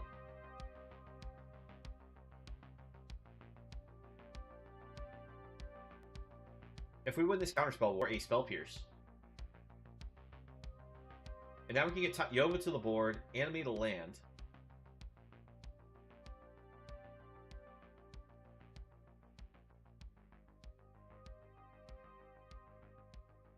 We'll animate the red source. And send it in.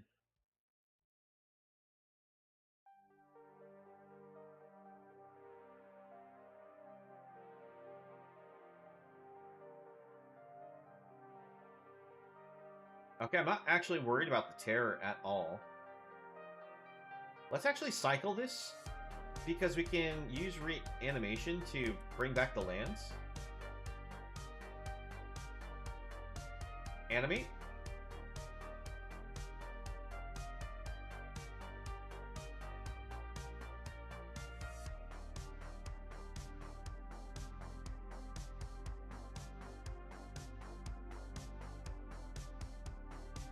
Opponent might be holding on to the 1-mana bounce spell here.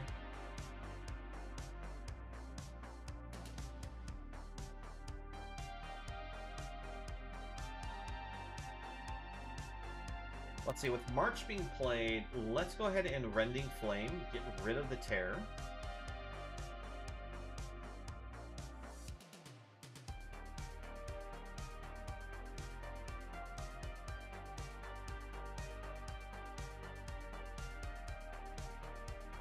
So we get one less land animated here, but we no longer have to deal with the 5/5 on the board.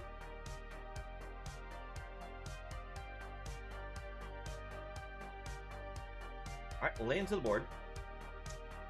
Animate.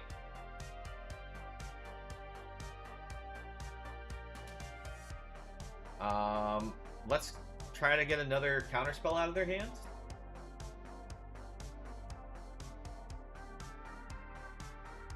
Pay for it. Pay for it. We do less damage, but if this gets to resolve, there's no way the opponent's surviving. So yeah, there we go. We got a splendid Reclamation win with the Tatyova. Against Mono Blue, the deck with the most counter spells. Oh, that actually feels really good that we managed to do that. But that's one of the drawbacks of these Make Disappears. If you get to a late game where opponents have mana, you're not necessarily going to be able to counterspell anything.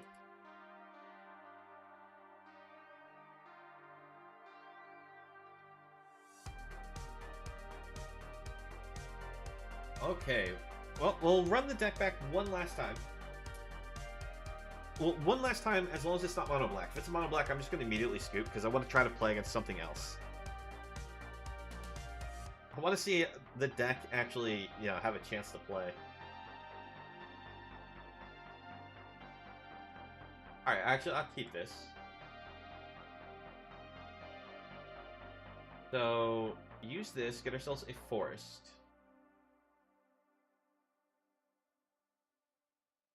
We're against Esper. Alright, we're going to play this, pass it back to the opponent. We'll discard here, get ourselves a red source.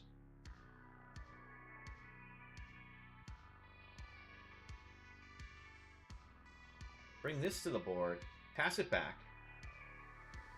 I'm just trying to keep our opponent off of the early plays by holding up the potential counterspell magic. Yeah, no, you do not get Shieldred. Oh, geez, no. We cannot handle Shieldred. So, let's see here. Courtyard. Get ourselves the last red source. Rampage. Get ourselves 2 green sources.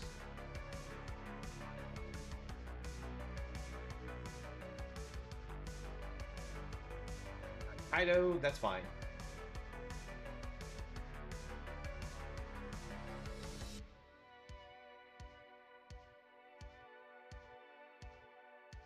Tatyova can't really come to the board and give us immediate value yet, so I think what we're going to do, we're going to Thirst.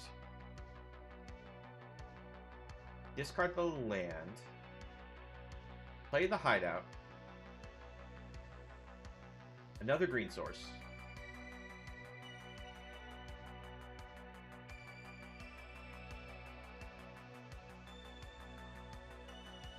Putting a stop on our upkeep just in case they go for another Shieldred, so that way we can Rending Flame it on our upkeep. Actually, I think we'll attempt Burn Down instead. Alright, there's Meat Hook. I'm actually glad they just throw that to the board without any value to it.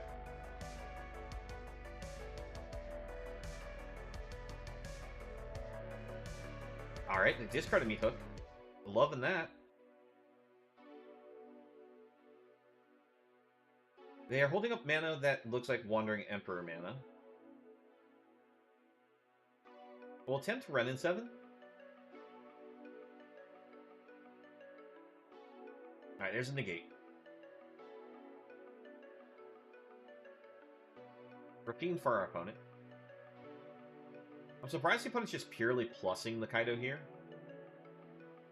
That's Meat Hook number 3. So opponents lost all their answers if we actually resolve Tatyova.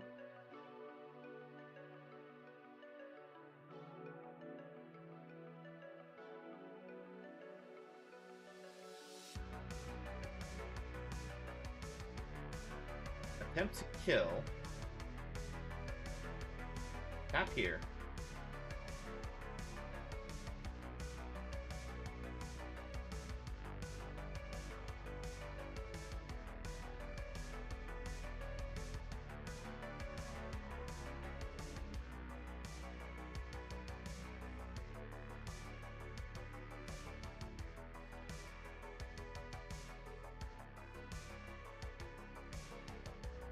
Go for Burn Down to create the 1/1 tokens.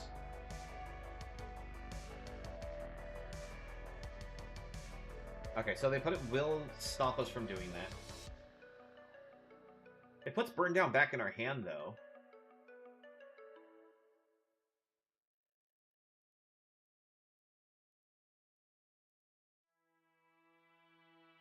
Alright, so they get the emblem, but opponent knows we have Burn Down. Do they have another counterspell? If they don't, we just burn down, clean up board, and not really care too much.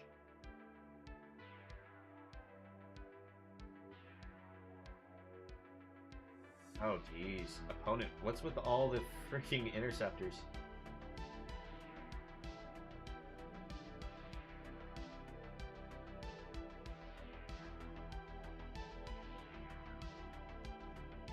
This is my first time actually someone's bothered to go for the ultimate on a Kaido here.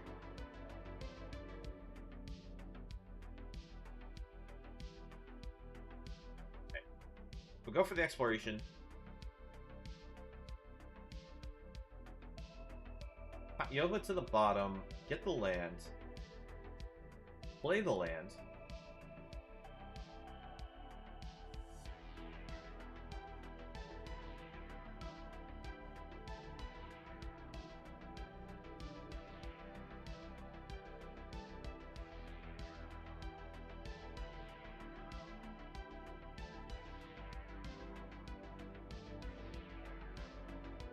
That's just a case of if the opponent has a counter, anything to stop us from burning it down, we lose. But if they don't, we win. Because we take out almost all the creatures now. I'd rather you not draw those cards. Because if they drew those cards, we die from the draw triggers from, the Augur of Agonies here. Okay, opponent. This is why Meat Hook is just so ridiculous. We're losing to Meat Hook.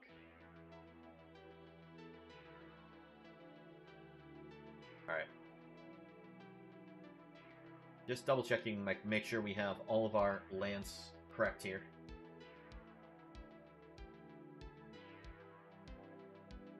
Alright, Tatyova to the board. Lands. Animate.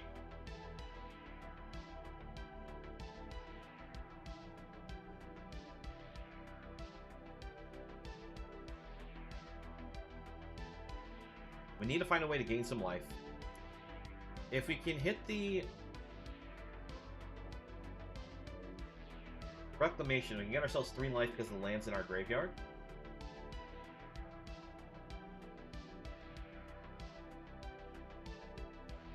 Let's try to storm the festival.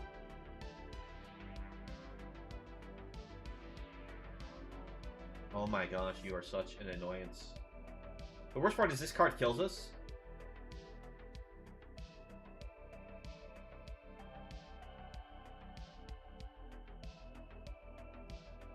Because of Meat Hook. But we can destroy Meat Hook.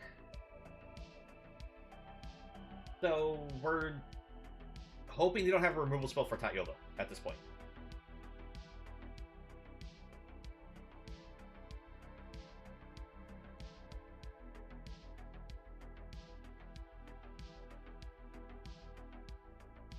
So the question is, do they hit Meat Hook number... Oh my gosh, that's Meat Hook number 4 for them. So, yeah. Oh my gosh.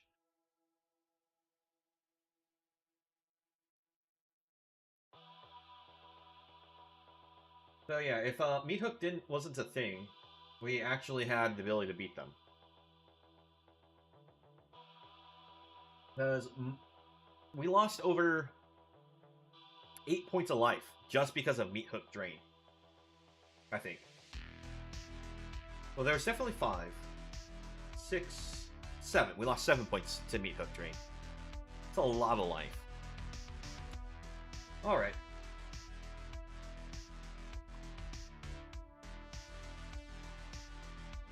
I think we can keep this. This one can work.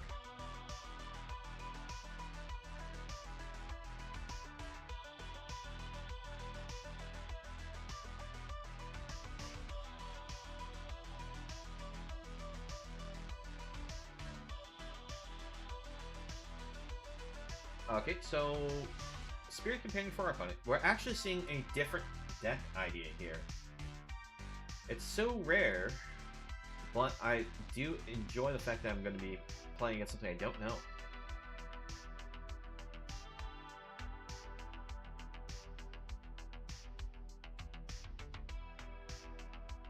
Alright, put the counterspell on the bottom. Draw the card. Put it on the board.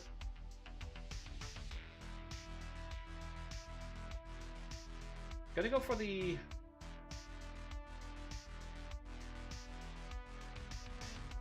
I'm gonna go for the definite ramp here.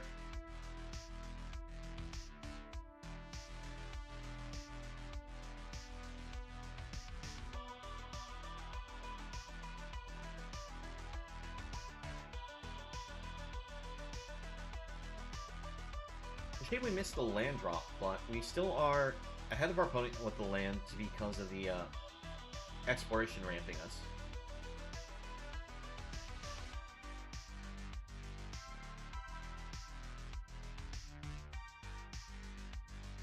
Alright, let's see. We'll discard exploration.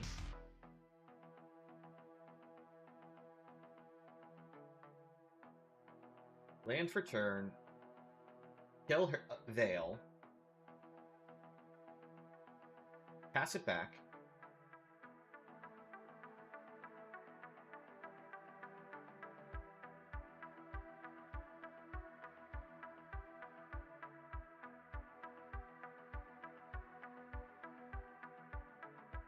Alright, let's see here. Alright. Let's go for a draw spell. We'll discard that.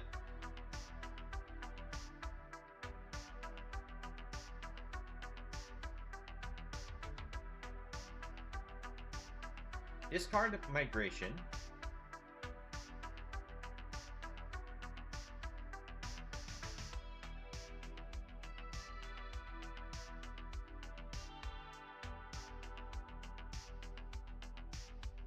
We'll storm the festival. Alright, we get both of these to the board. Land animation. We hit the Lily. And we'll create the big token.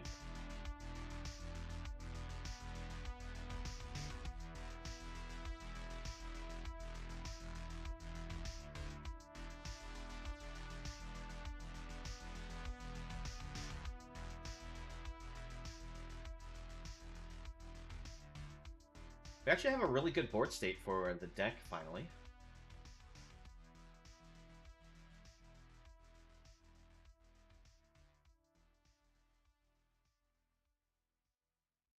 I will discard Tatyova.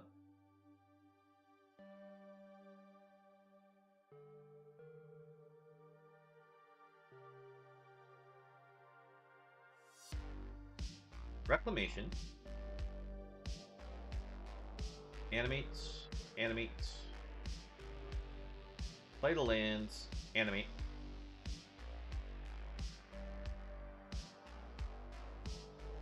Send 2 over there to make sure she dies. And we'll leave it like that.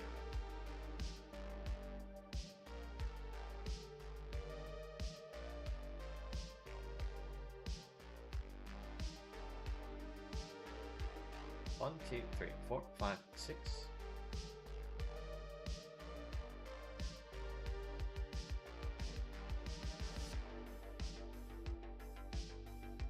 No blocks. Land. Animate. Storm the festival. Grab Ren. Grab Broker's Hideout. Animates.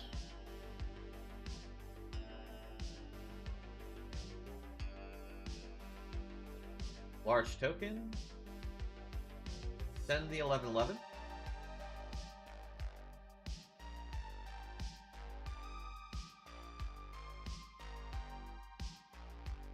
So we are Kinston Angels deck, basically. I was a little surprised, like, seeing all these angels, considering we see Liliana, Spirit Companion, and Wedding Announcement, but Interesting deck from our opponent. Let's go ahead and plus first.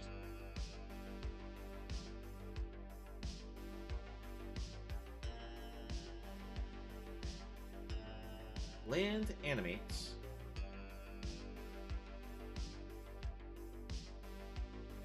Let's see. That brings them back to 3. So I don't have to worry about too much.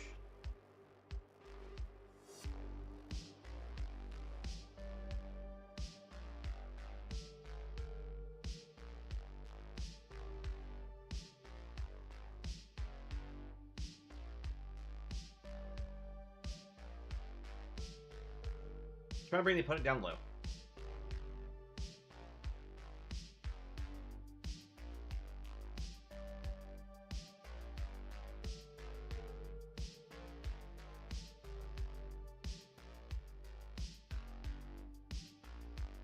Going to see how many lands are still left in the deck.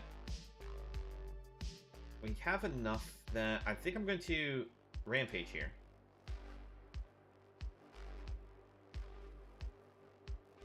Grab 2 lands from the deck. Well, I'm going to actually decline these triggers. Because if our opponent does have any type of sweeper, I don't want to give up that many lands. Otherwise, we won't be able to play any of our important cards.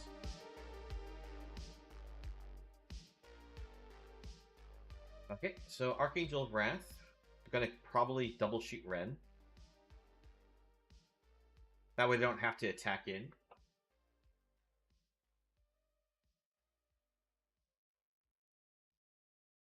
Nope, they go for the Tatyova. Alright.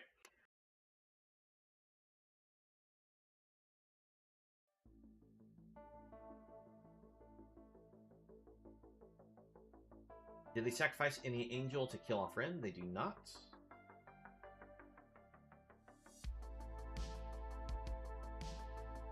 We'll go for another Tree Folk. Land. Swing the 2 Tree Folks. We're going to hold everything else back.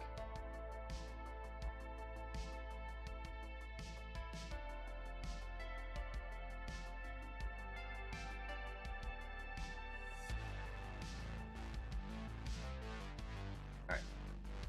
Go for the migration and pass it back.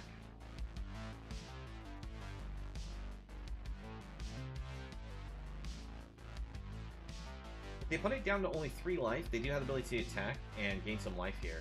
Let's see. Whenever Enforcer attacks, double your life total. So if it attacks, they just only go up to 6. Same equivalent of if they attack with these.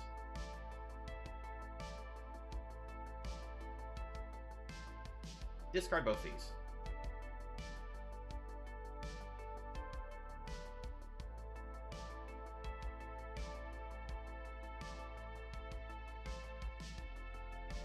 I mean, we'll block and kill it.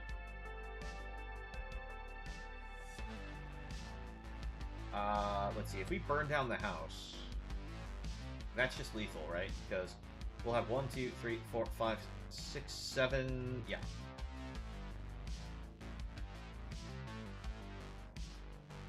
It does shrink our damage, but we still get there.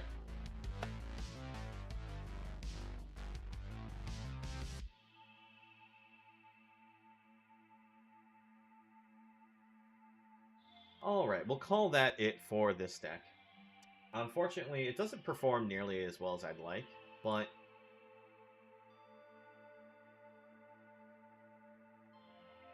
where is the deck idea? Actually, is there a way to untap all creatures? Let's see, untap each.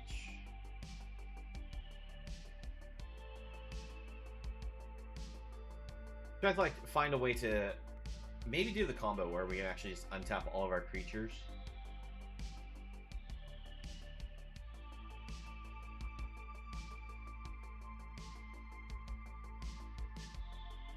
GH? What do you mean by GH? Oh, GG. Oh, okay. Thank you. Thank you. Yeah, there isn't any card that I can find that does that. So,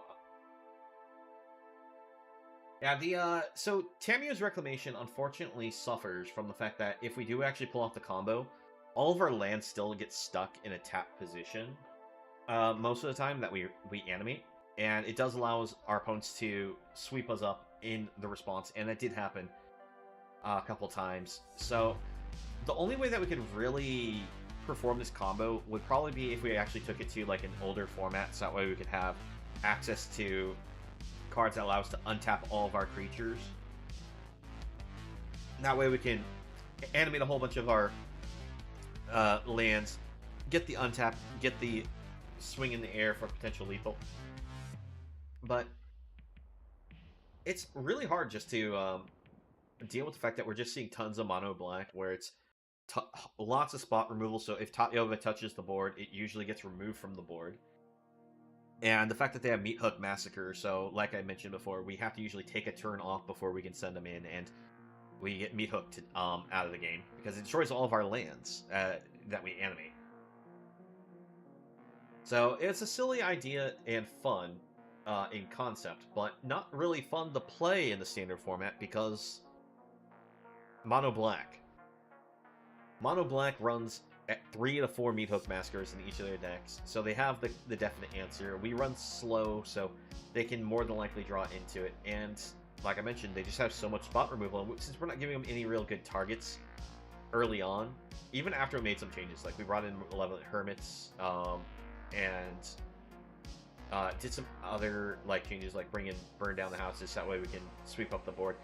Now, burn downs definitely help the deck out a great deal. Gives us that better fight against the aggro. It also allows us to potentially kill off some Planeswalkers for the Super Friends action. But I don't think this deck will ever really take off unless there's a way for us to just suddenly untap our cards. Or we have to have a specific counterspell in hand to protect our cards when we do our combo. Strong combo, but unfortunately not strong enough.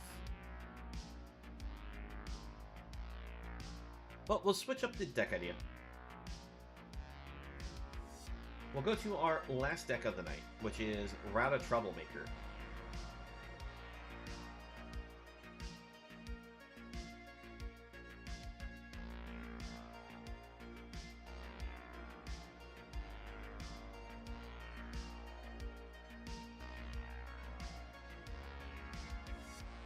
Alright, so the deck idea here, Rata Troublemaker, I think is going to be a fun deck to try to do, because we get to use Rata Dravik of Urborg, and this is really good because of the legendary rules situation with this card, that whenever another legendary creature you control dies, you get a create token that's a copy of it, except it's no longer legendary. And the 2/2 body is very good because we'll still get the passive functions of those cards. So Lagomos constantly still generating all those tokens will still happen. Same with Jadar the Ghoul Caller. And we can also take advantage of the Sadistic Pilgrim, being able to make it so that way creatures entering the battlefield and making our opponent lose life with all these token synergies. Same goes for Adeline for the generation of tokens. Only drawback with Adeline is it'll be a 2/2 body. It won't have its power increase equal to the number of creatures we control, because of how this changes its base stats back to 2/2, so you ignore the power equal to situation on this card. So we end up calling it Rata Troublemaker because we are running Jaxus the Troublemaker. Now this card we might just early game just blitz it off just to get a redraw on the card. But if we actually get this to the board, we can discard a card, create a token that's a copy of another creature we control. If we create a copy of the legendary, oh no, it legendary rules, and we see the creature die. But thanks to Rata being on the board, that means that we'll be able to get a 2/2 copy of the original, as we keep the token, and we'll be able to have access to both those creatures' effects at the same time. And that's particularly useful to us because, like, say we do Jactus and we target, like, our Edgar the Charmed Groom, we'll be able to immediately flip Edgar into the coffin. And we'll also get 2/2 Edgar. And that 2/2 Edgar will make it so that all of our vampires we control get +1/+1. So, just lots of cool deck synergies. And I do think it's going to be a fun idea to check out. The other thing we have actually as a cool combo is we have the Forgotten Archangel here with Rata. This means that if any of our other non-token creatures die, we get to return it from our graveyard back to our hand at the end step if it's still in our graveyard. And Rata is going to create a token copy of that card at the same time. So that means if we do get hit with a board wipe, we get 2/2 tokens of all the cards onto the board, and we get all of our creatures back to our hand. So it's going to be a lot of craziness on it. But it also does mean that if we have multiple copies of a certain legendary, one in play, one in hand, and we play it, Forgotten Archangel will allow us to get back the card, and we'll also get the 2/2 copy thanks to Rata. And I'm not sure if we'll ever see that really happen, but it's really cool in concept, and want to try to see if we can do it. Some of our non-legendary cards that we're using is the Welcoming Vampire, because most of our cards are actually 2 or less on their base power. And they all generate tokens that can lead to card draw as well. So basically it's just in here as a card draw engine for us.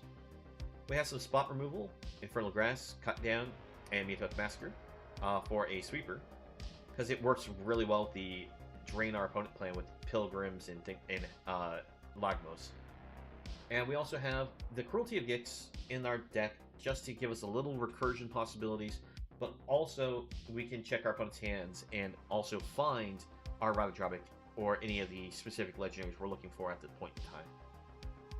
I think this will be a fun deck, and we'll try it out and see how well it works.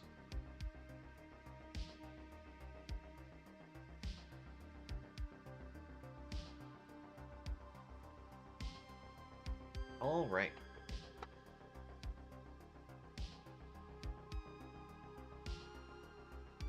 I think the biggest weakness our deck has is we are a lot of multicolored cards.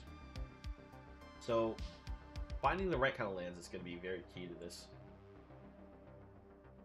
Okay, so I think we can keep this. We've got early cut down interaction, we have Infernal Grasp, and we can use Plaza of Heroes after Lagomos is in play to help pay for the mana easily enough. What's also cool about this card is it actually allows you to play Meathook because it's a legendary card.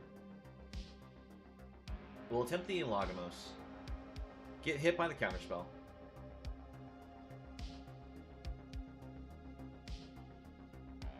make disappears in like every deck that has blue right now because there's so many cards that you just have to make sure you can counterspell. Alright. I wanted to do the play where we went Lagomos first, then Pilgrim, to play around the idea if they had 2 of those. You know, no attacks. I'm not going to run into the Emperor here. Pass it back to the opponent. Alright, they take the time to do a Memory Deluge.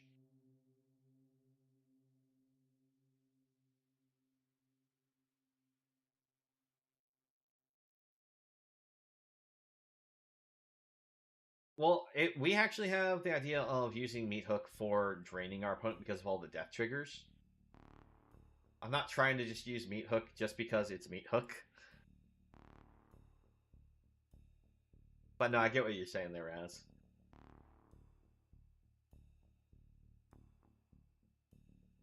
Alright. Trying to think, do I go for the Forgotten Archangel?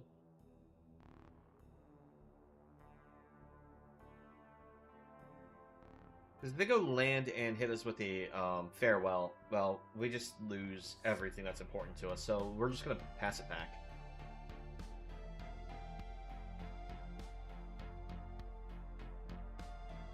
I could sacrifice this to protect it, but we'll just let it die.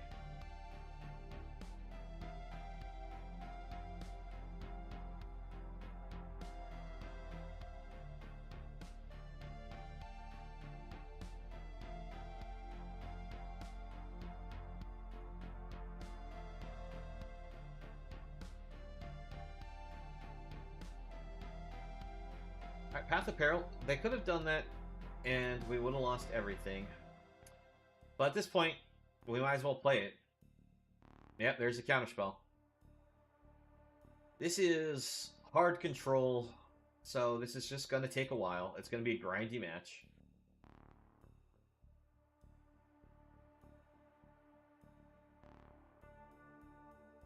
Look, it's the Wandering Emperor.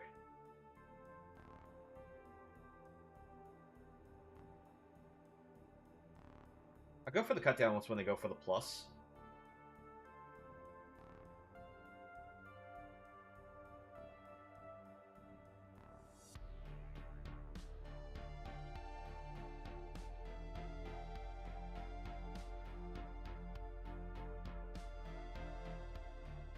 Alright, unfortunately we've drawn all the removal spells from our deck, but our removal spells are specifically only for creatures. I don't think they're going to do much against this opponent.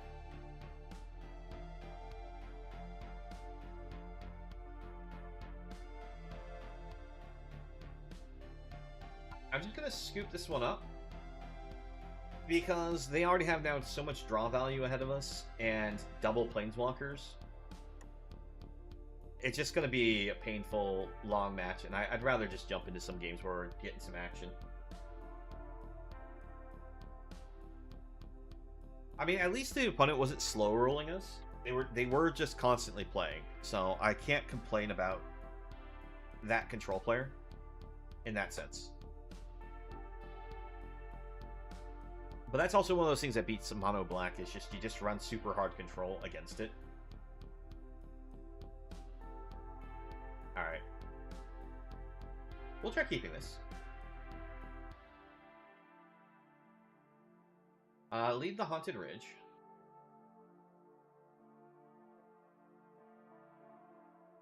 Farmhand for our opponent, that's okay. Gives them a land.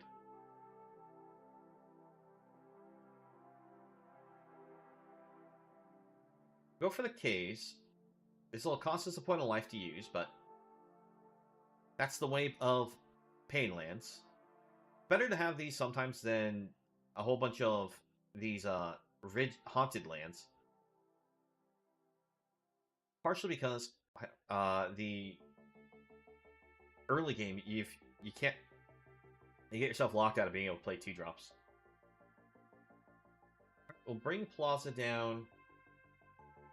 Pass it to the opponent.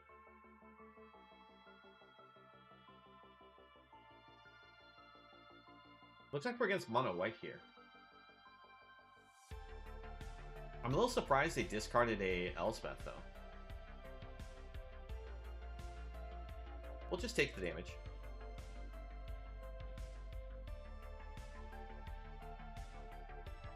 We'll go for Rata to the board.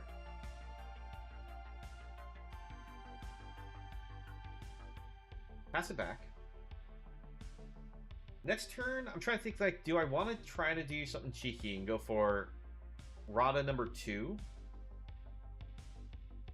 Or do we play it safer, go for Lagmos and use, like, Infernal Grasp?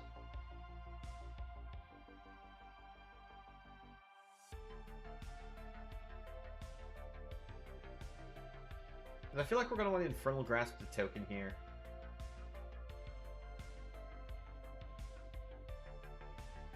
I just want to say that because they're more likely to use Wandering Emperor's Plus on the token.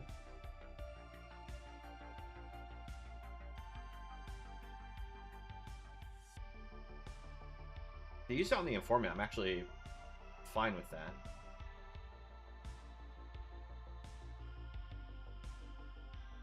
No blocks.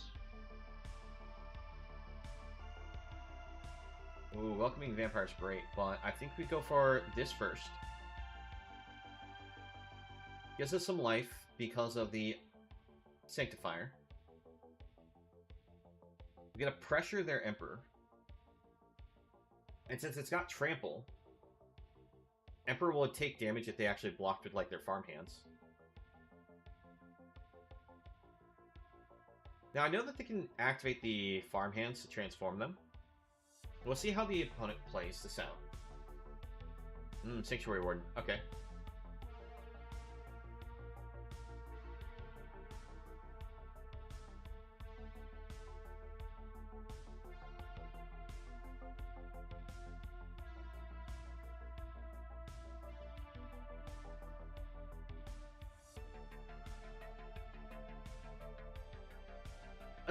grass to kill this. And we'll say no blocked.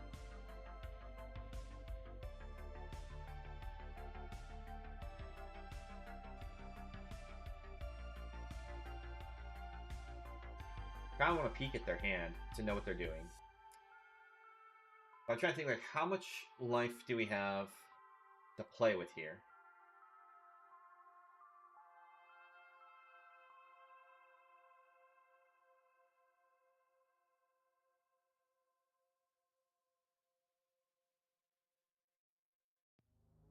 Okay, so they sacrifice the token.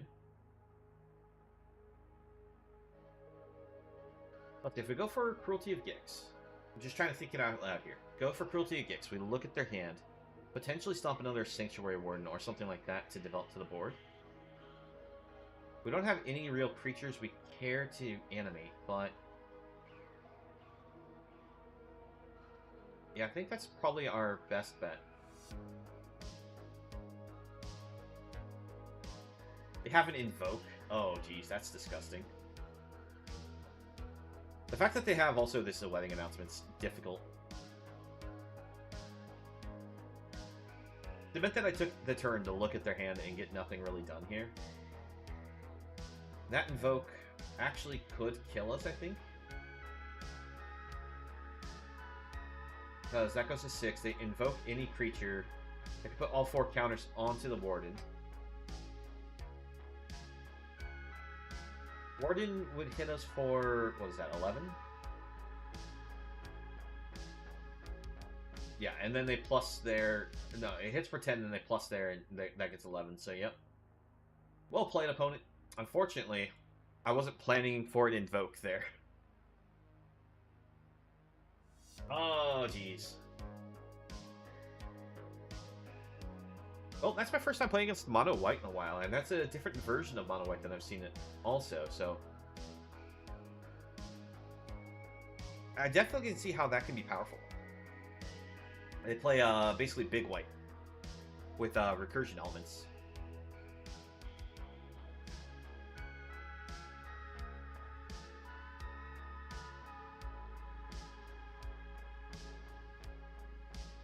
We'll keep this. Lead with this. That way we can potentially play Infernal Grasp if we need to. Go land, play our one of Gorogoro.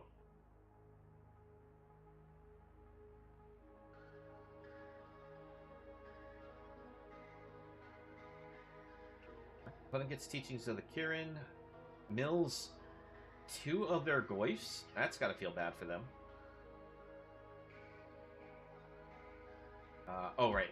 It's 4 for Jaxus. I keep thinking it's 3 for some reason. Probably because of the Fable.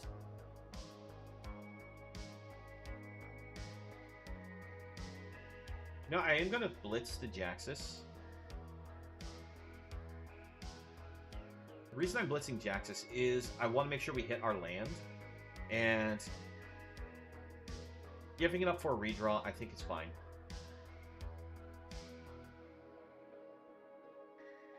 We draw Meat Hook, which meant that I think it was the right call to give up the Jaxus here.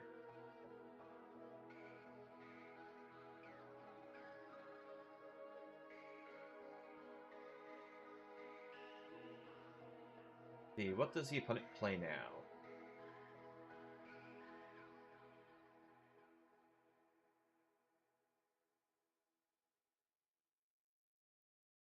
The Overslime. Alright, that's interesting. How does this one come back to their hand? When this leaves the battlefield, return up to 3 land cards from your graveyard to your hand. Remove 3 counters to return it from your to their hand. Okay. They have 0 lands in their graveyard at the moment.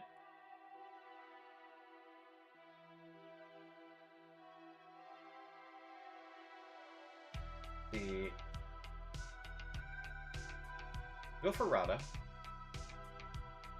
Pass it to the opponent.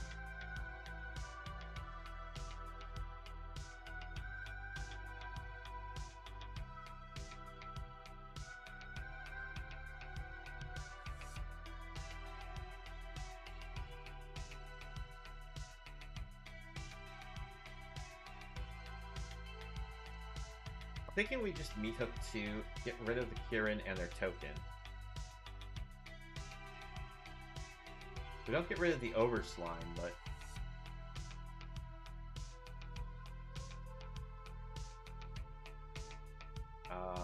let's say...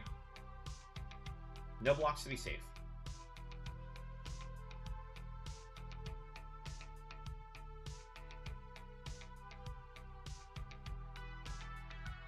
I don't want to block the 2-1 and then they play their own meat hook X1 and get rid of our Rata.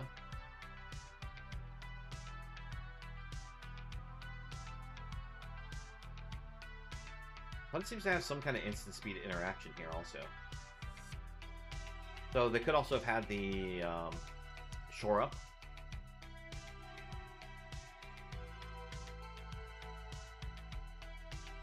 Okay, Slogurk.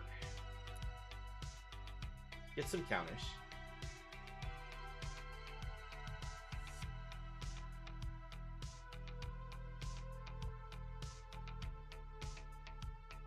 Gonna have to actually kill it now before it has a chance to get the ability to just bounce itself back. We can attack with Rata because it's got Vigilance.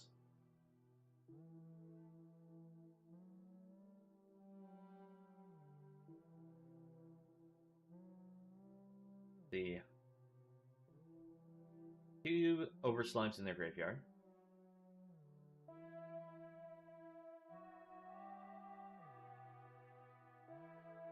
I really want to get this to the board. Because then I don't mind meat hooking away our board.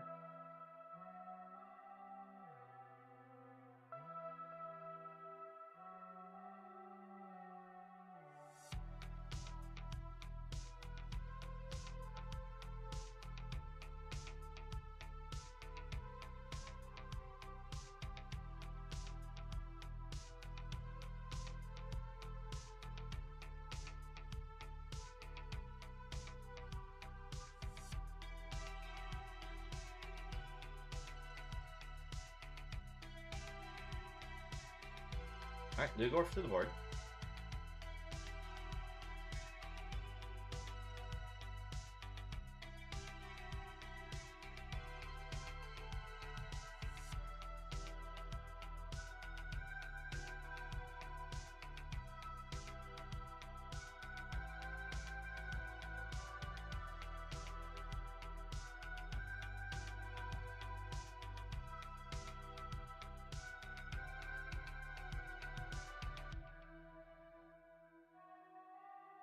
Block here.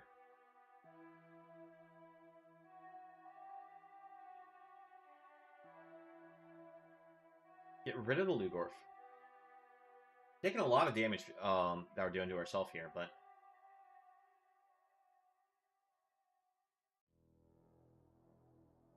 Alright, let's go ahead and play out the Archangel.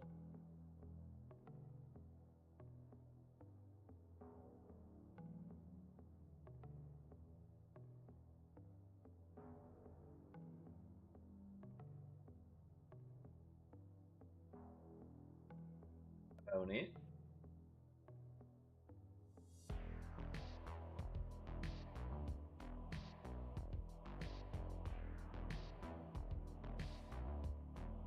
I imagine our opponent's got some kind of instant speed interaction here. I'm not sure what it is, though. It's more than just discard a land. Okay, so they're going to put Goro back into our hand.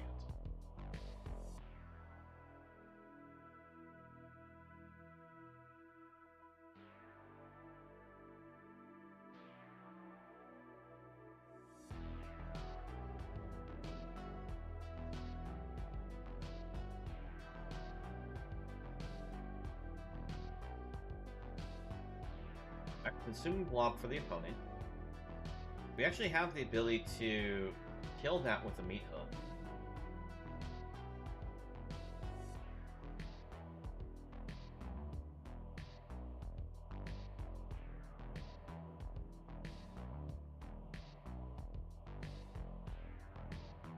Attack in.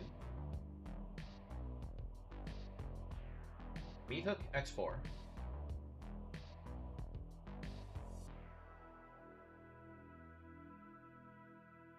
We get Rata back to our hand. Now, it's a shame that we don't have a Rata to protect the idea of keeping a Archangel on board here. But, you know, sacrifices had to be made.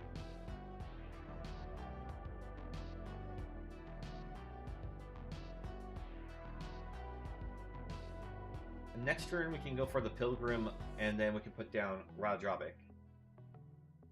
I'll go for these two next turns, because Goro can come down at any time and give itself haste.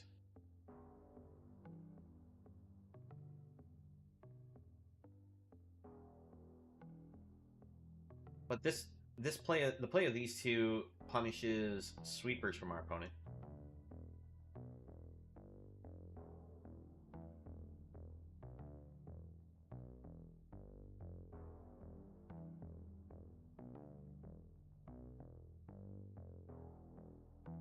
I've only seen actually one basic land type shown on their board so far. So our opponent is probably not running Drag Down. Or Drag into Depths. Drag Down to the Depths. I always script the name. Alright, so they meet hook 5. So meat hooks are canceling each other at this point. I like seeing Jaxus here. The Jaxus play actually means that if we blitz this, we get it to the board for cheaper. And we actually get Rata functionality as well. Let's see, I'm trying to think actually how do we tap the mana here. So let's see, we can do 2 mana, bring this to the board. We can discard the extra card.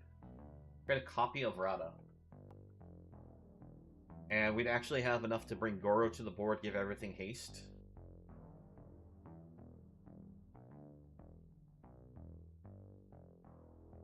That could be good. That could be good.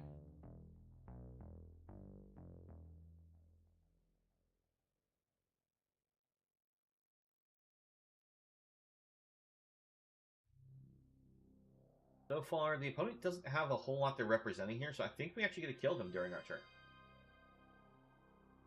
So, 1, 2, Blitz.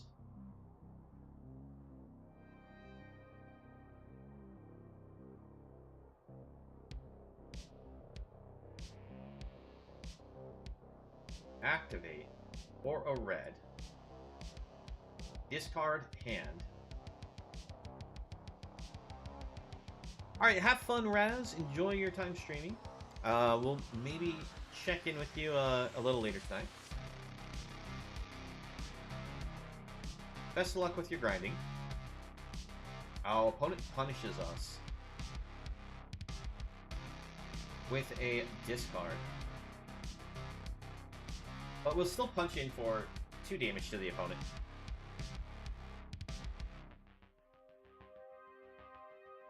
So, the opponent will still lose 1 life because we have the Pilgrim here.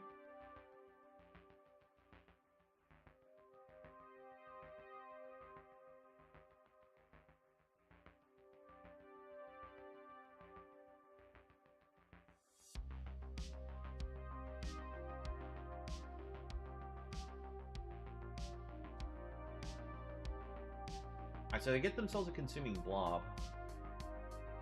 Quite the threat.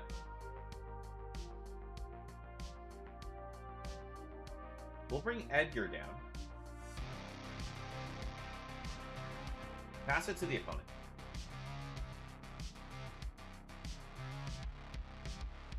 Our opponent manages to hit all creature types, or all card types in the graveyard for the consuming blob.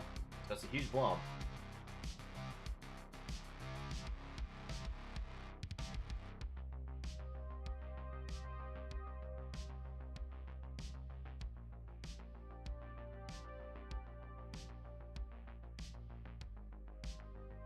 Just trying to see if we can maybe hit 1 more land off the top here. Because if we hit an untapped land, we can play both of these in the same turn.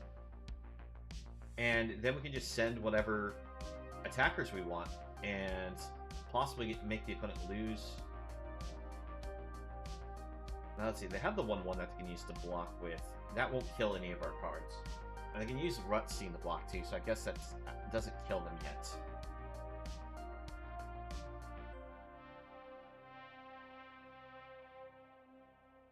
If we actually bring Adeline to the board and give all the creatures haste, attacking with everything except for Pilgrim, but they have another interruption like Sky Turtle,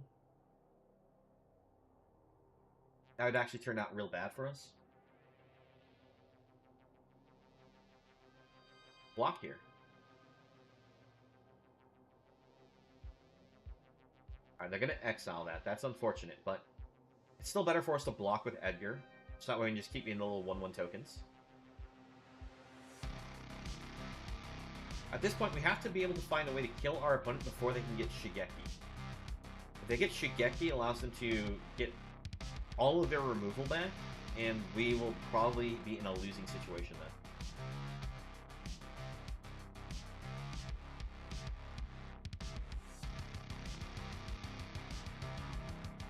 Okay, so we actually do hit the land, so we can play both of these out.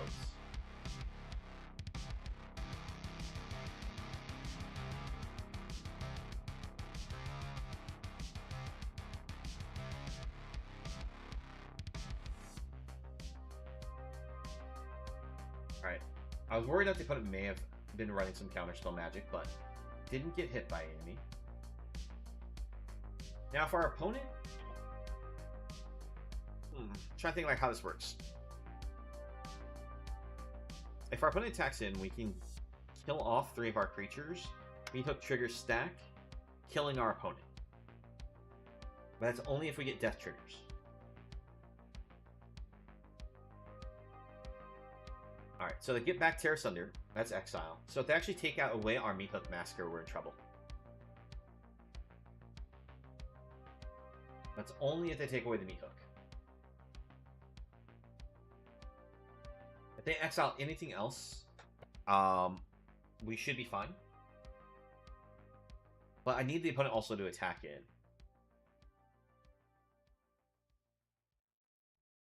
Alright, so they do fall for going for Rata. Question is, do they have anything to interact with us if they go for this attack? Alright, so they go for the attack. We offer the triple block.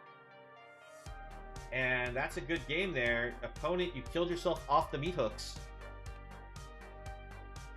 Because ours resolved first. Or...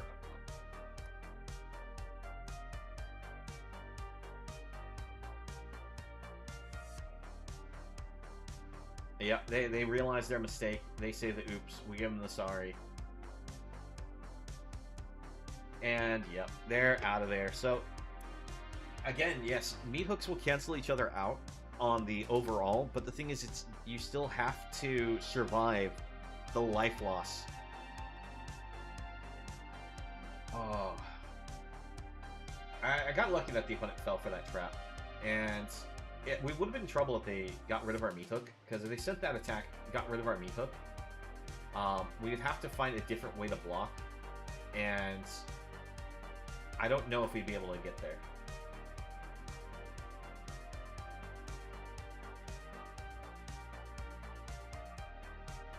The worst part is it helps go with my original comment, though. How do you fight Meathook with another Meathook?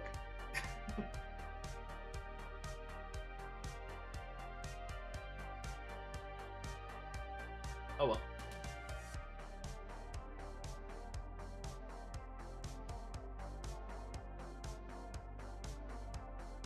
Hope everyone's enjoying the games.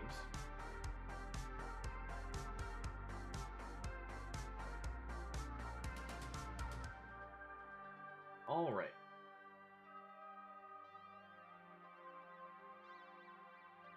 Let's just go ahead and lead off with the Haunted Ridge here.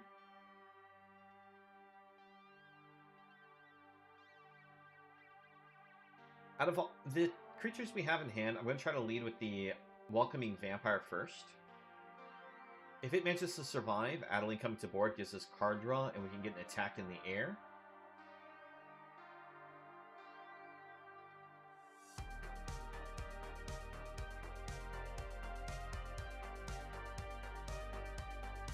Vampire to board.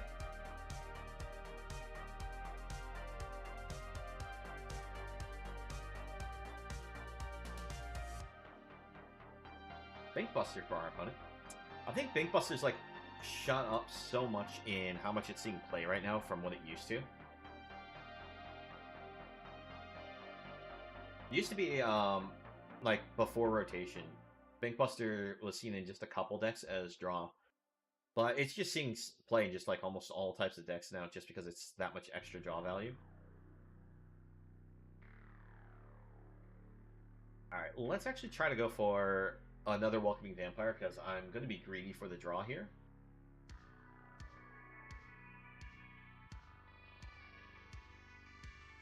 And we'll send in the 2.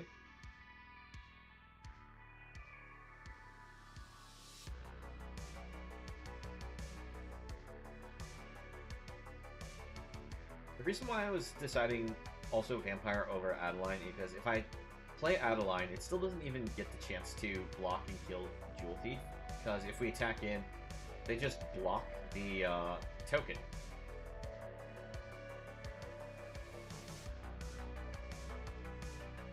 Alright. Go for the Cathar. The Cathar touching board won't give us the card draw immediately, but we'll get it off the trigger here.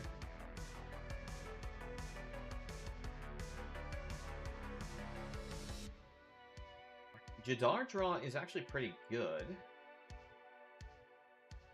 but we're not going to put it to the board. Opponent's giving us the GGs. I'm not sure if they're actually going to scoop up here or not.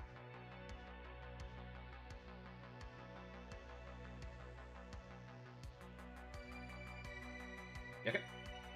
So, I expected the opponent to potentially have a board wipe. This means now I can redevelop to the board.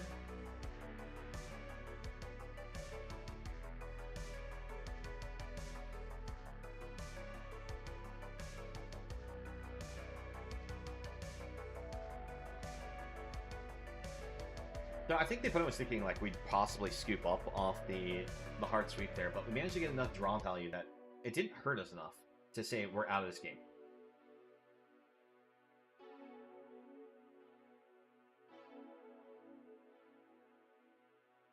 Fortunately, we are drawing way too many lands. We'll... I think, like, what's our better play here? Bring Jaxus to the board doesn't really help us out a whole lot. But if we can get it to survive, we can use Jaxus's discard ability to just effectively become a draw, so we can just loot away the lands that are extra at this point.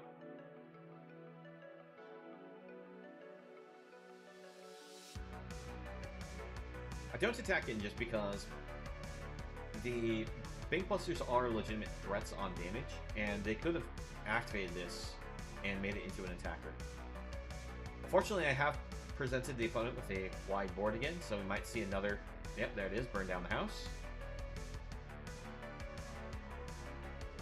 I imagine that this is an opponent that just hits a bunch of burn down the house, bunch of temporal firestorms, and they just keep board wiping and eventually play the... oh, what is it called? I'm blanking on the name of it.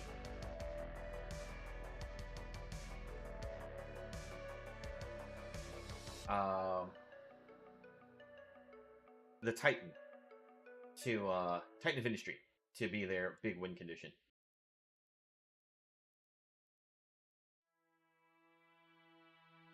So we have 1, 2, 3, 4, 5, 6.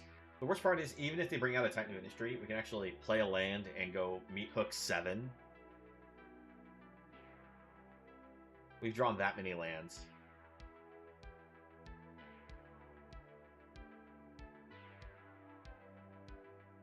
Yep, there's Titan, so there goes Markov.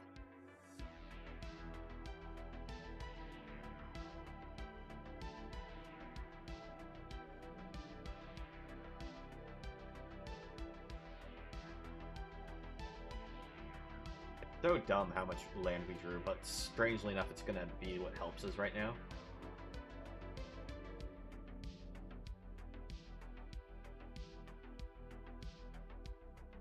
Let's see here.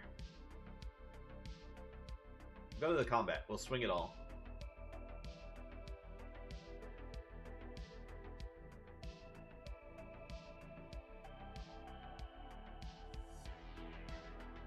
Trying to see if I can maybe get them to animate one of these Bank Busters as a blocker, so that way we can get an extra destroy here. And we actually do bait them into activating a Bank Buster, so hooray. Oh, we get double Bank Buster. Oh, nice, nice, nice. As long as the opponent does not have a counterspell here. This is going to be a blowout against them in a sense.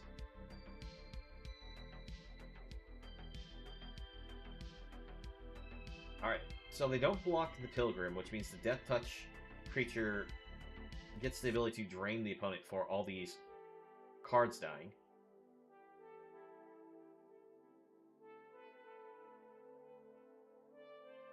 One, two, three, four, five, six, seven. Do you have the counterspell?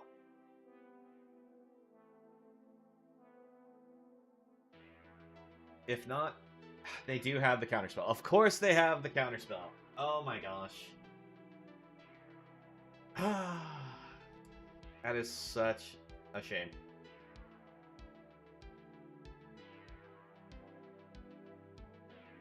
Yeah, I probably should have gone for the sweep first.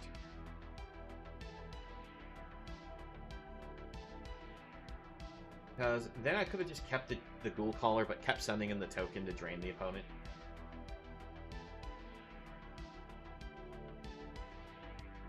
Alright, well, I'm gonna have to pass it back to the opponent. Actually, before it gets all the way to them.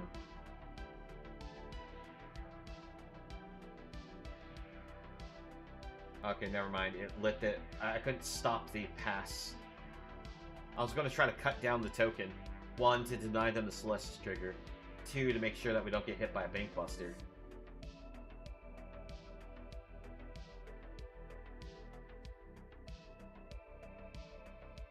Yeah. Well, we'll go ahead and give him a GG.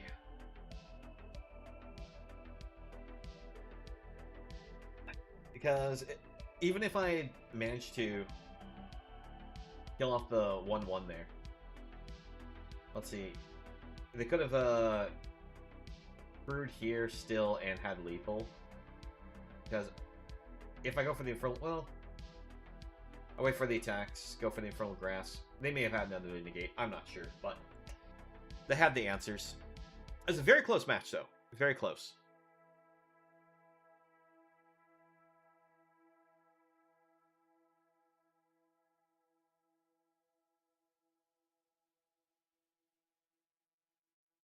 If it wasn't for that negate, though.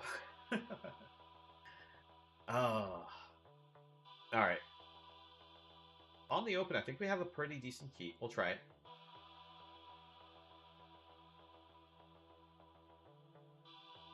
Let's go ahead and lead with the white-black source.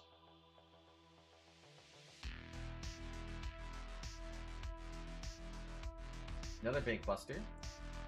We go for the Goro.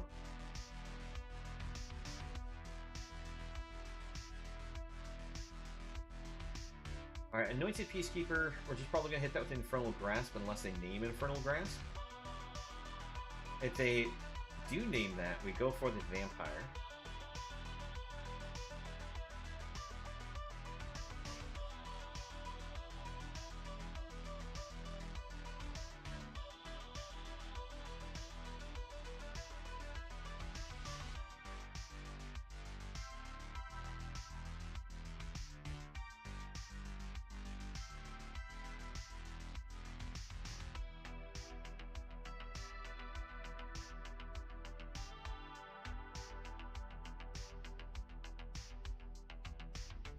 We take a hit. This gets grasped. We do it right away. It does hurt us a lot.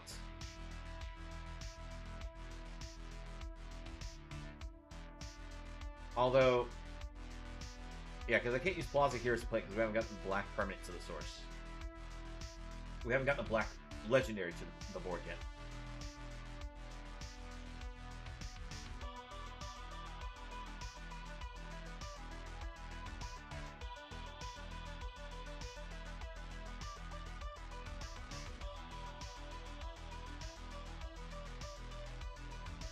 Peacekeeper. Kind of annoying that they had multiple, but hopefully we can draw some land and get some play action here. The worst part is we're going to take another 4 from the Bankbuster here. And if we have to kill this creature, we're going to have to take another 3 if we don't draw a red source. I'm sorry, a black source. That's not Painland. I said red by accident because I was looking at Hand of Hatred.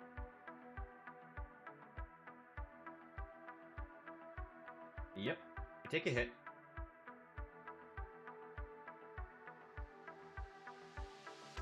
Alright, we do hit the black source. We kill the Peacekeeper. I'm gonna be greedy for that damage still.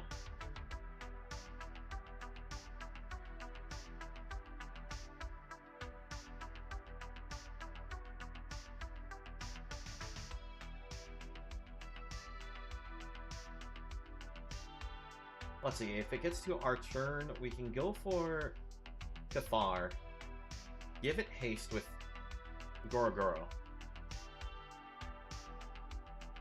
and be able to attack in for a decent amount of damage.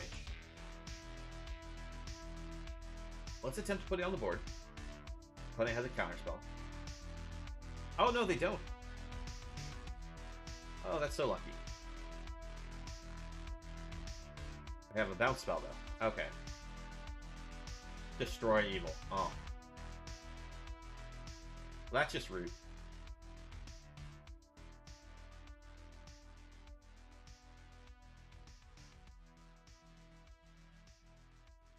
Alright.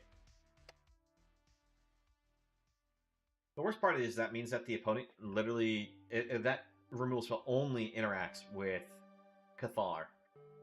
Alright, we block. Yep.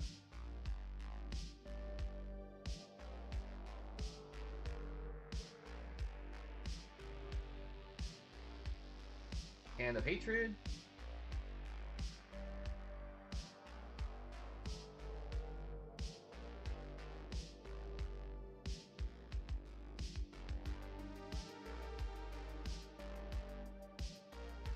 Let's see, what's the opponent gonna do here?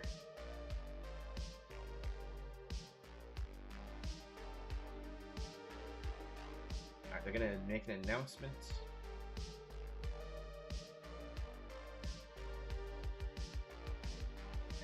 The fact that we're missing land drops and we got hit by double Peacekeeper, that hurts so much.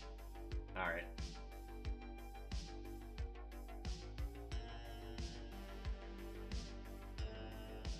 Go ahead and hit the Emperor.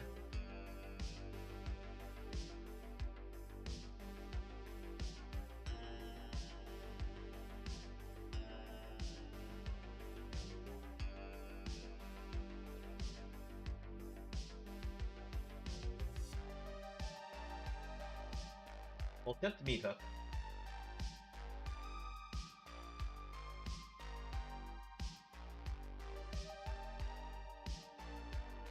I go for the meat hook just because it forces them to not have a large creature for the purpose of the Emperor.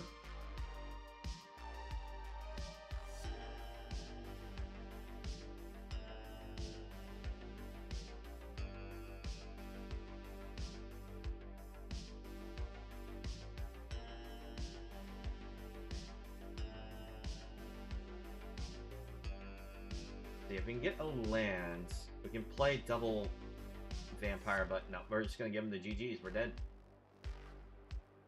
Oh man.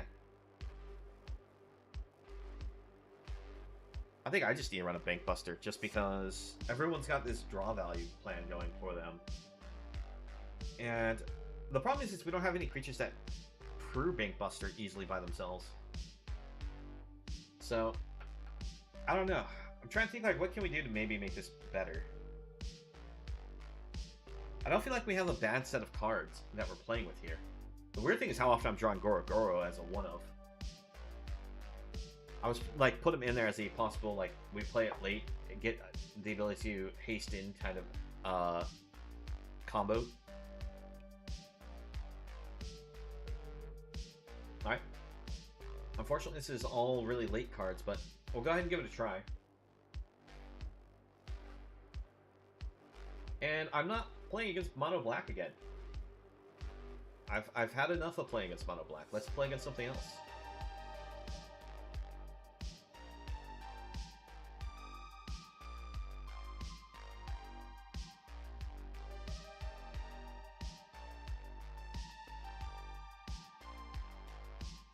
There's definitely those things where if you come across a deck idea and you're just tired of playing against it, and you're at the bottom of the tier, just go ahead and feel free to scoop it up. I mean, you're not going to go anywhere on the ranking. And just go ahead and try to find someone to have fun with. Alright, we can keep this.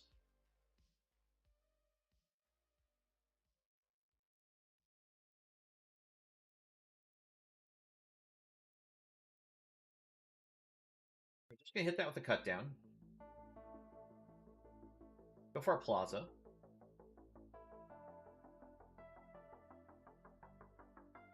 Prowler for our opponent. That's dangerous.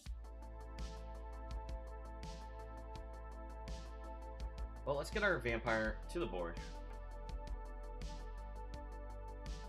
If it gets to survive, it'd be great if we can draw something that allows us to take advantage of draw triggers. Otherwise, we just need an answer for this Prowler.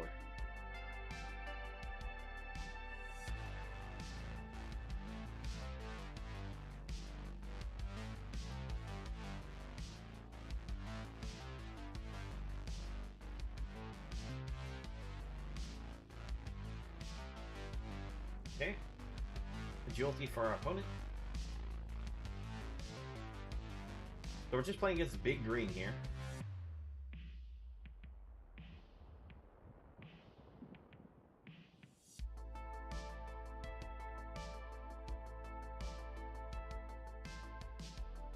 Unfortunately, that doesn't help us.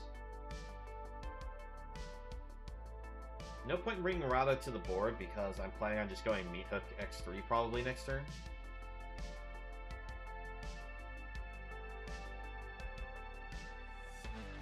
Yeah, that's already a good game. We can't do anything. We got double Meat Hook and we're against Big Green. Meat Hook is the... This is the only deck that Meat Hook isn't good against. At least not early game-wise. We need to draw it later. My gosh. Alright, so something's definitely wrong in the deck, but I'm not sure what it is. It could just be I'm just getting some bad RNG on the draws, because we hit a lot of our top end of our deck on our draws. Not much of our low end. You know, actually, I have an idea. There's a card that was printed that I didn't think to use, but it probably is what we need. We just need maybe some ramp. And there is a card that allows you to tap for extra mana for legendaries, and allows you to tap your legendaries for mana. So let's go ahead and try that in. Take out the Cruelty of Gix, and we'll take out one Jaxus, and we'll take out... I'm going to take Gorogoro out. It doesn't really do much. The times where I thought it might do something, because haste actually being, you know, a useful functionality, to be able to give your whole team, it's never actually done anything for us. The one time it was going to do something for us, when it had spot removal.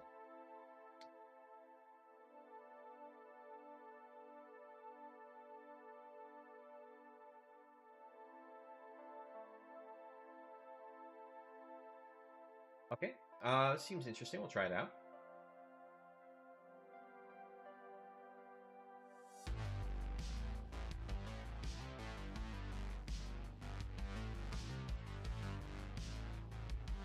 Okay, we just need 1 mana, any color, for Rata. And we have a really solid curve then. Alright, it's a Spirit Sister Calling deck.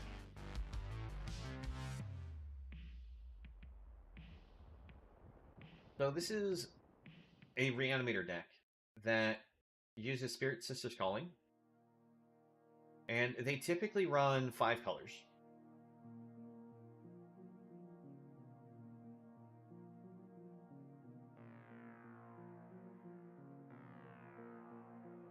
Yep, Weatherseed Treaty. Gets some ramp, gets them to fix their mana. So they run at least 1 of each basic color.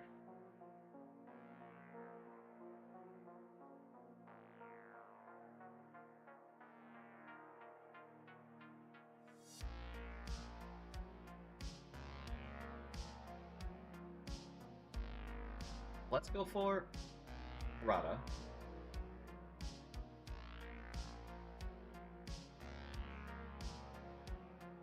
We'll send the team.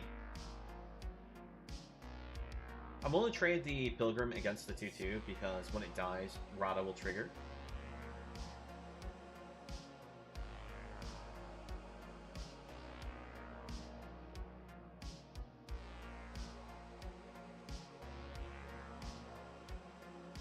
Now we can actually bring out the other one from our hand, and we'll have double death triggers for all of our creatures.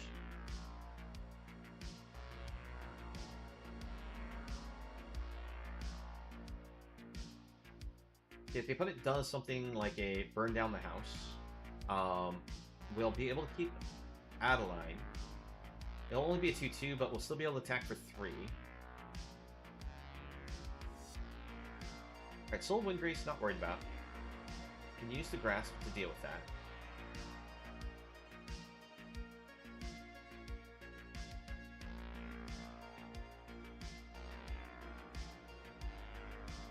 Grasp you off the board.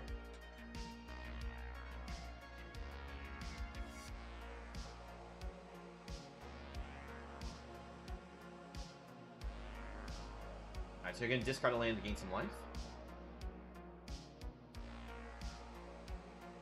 Something they might actually need to rely on. Because if they block and kill any of these 1/1s, they're going to lose 2 life for each 1/1 they block. And we're already representing 13 damage here, so they're going to have to lose at least 1 of their cards.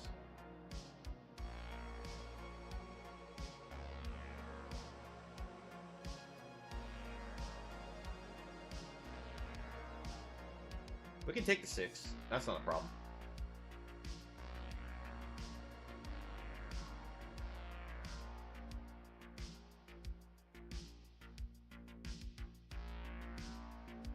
And yep, there they go. They scoop it up. This is kind of how I was originally trying to look to get the deck to work. It's a shame it doesn't do it often enough. Because these Pilgrims work so well with Rata. And Cathar allows us to get all these extra tokens. Means that you get all that extra drain bonus. This was a great showing of what we're trying to do with the deck.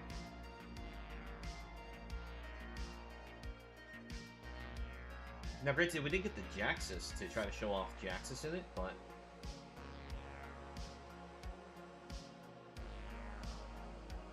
I think that's probably one of the things is I probably should just cut all the red and just go white-black with the build. But I was trying to see about, you know, how far can I take a combo, and I'm just stretching it too thin. I'll try keeping this.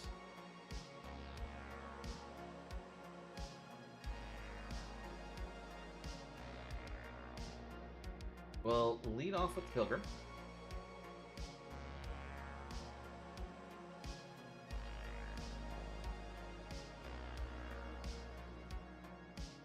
That usually means it's some kind of control deck. Oh, we'll just pass it back.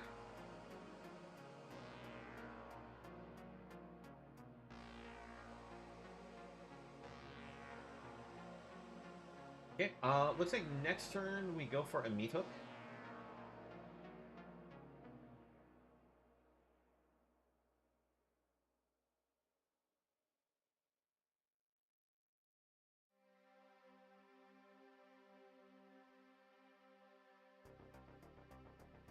I think we just hold off on meat hooking.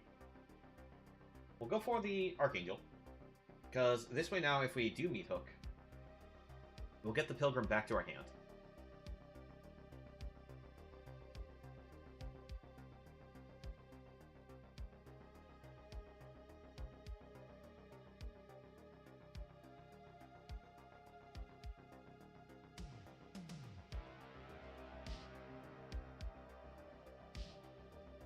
Alright, March, unfortunately.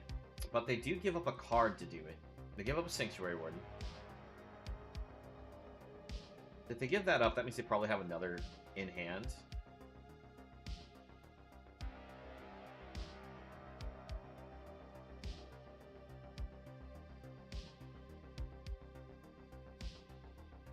If they have another in hand... 1, 2, 3, 4, 5. We'd need one more mana to really punish it.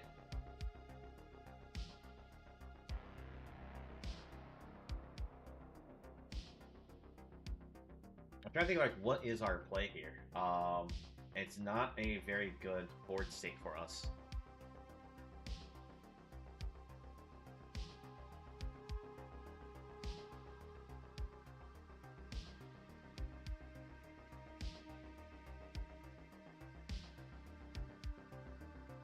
I think we just pass it back.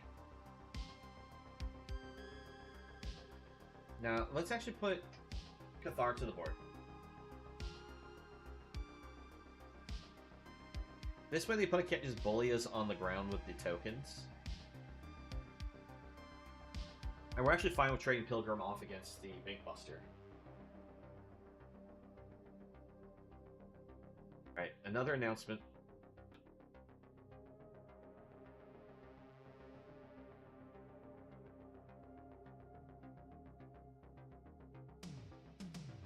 Alright, well, we have drawn more than enough lands that we can now meat hook away a Warden. That's kind of annoying we've drawn that many lands. Because, let's see, 1, 2, 3, 4, 5 cards. We've drawn 5 non-land cards. Oh, jeez. Well, there's that Sanctuary Warden.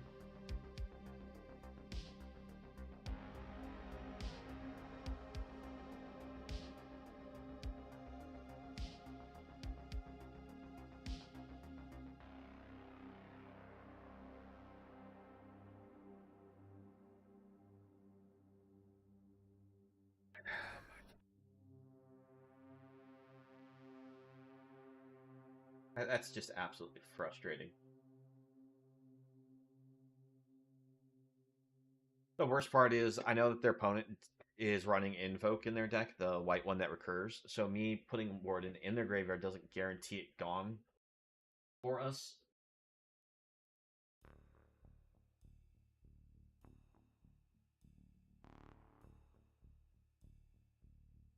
Where are all of our non-land cards? And they just play a Warden off the top of their hand, from their hand. That's 3 Wardens for our opponent. They have the slowest mono white hand here. But it doesn't matter, because we've drawn this many lands. I guess they've been flooding out a bit too there, but... It's still disgusting how many lands we drew.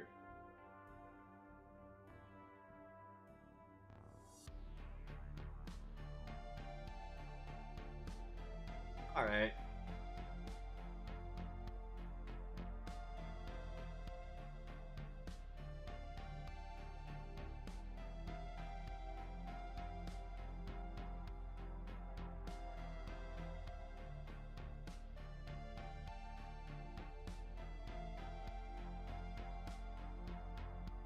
I'm trying to think if there's anything we can do here with them having an Elspeth and a Sanctuary Warden on the board here. At least they whiff with the Elspeth. It is a draw 2 for them by sacrificing the Reliquary, but...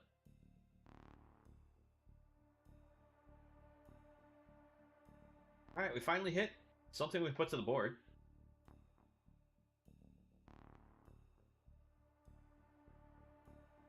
I'm just going to sacrifice this right now.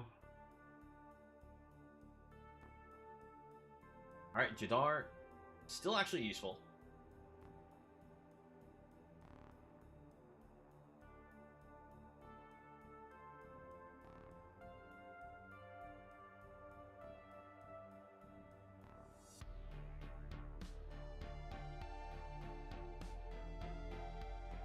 think if there is a way for us to come back. I know we have cards that actually do still say we're not out of this yet.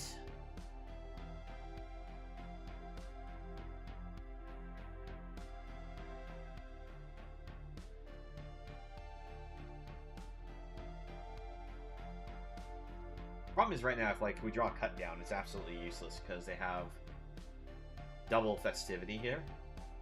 So we can't even kill their smallest of creatures.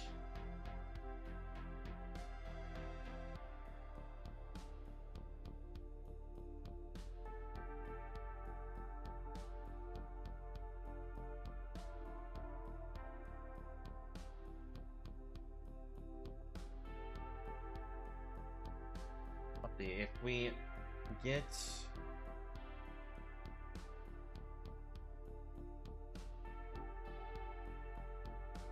we have to draw multiple cards in order to get back to this game and not lose.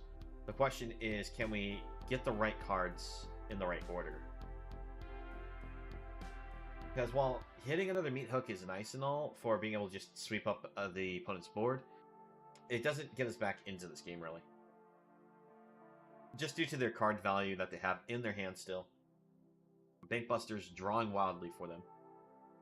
And it doesn't answer Elspeth.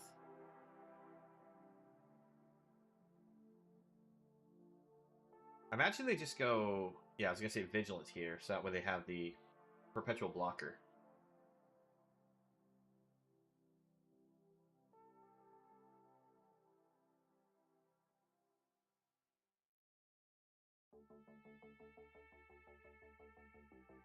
I just said that's not the card we need.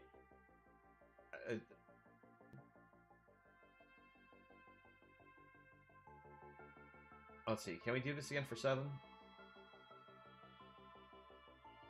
Actually, I have to put one land on the board.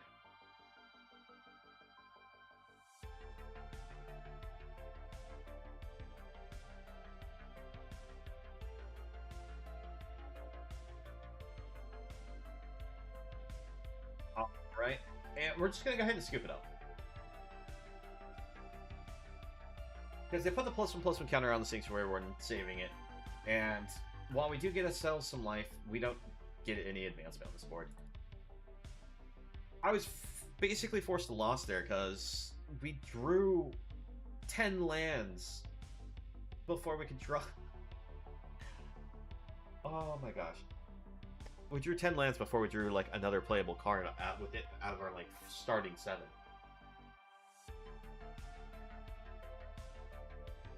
Alright. You know what? I've tried playing this deck a couple different times, a couple different iterations, and I'm going to have to abandon it.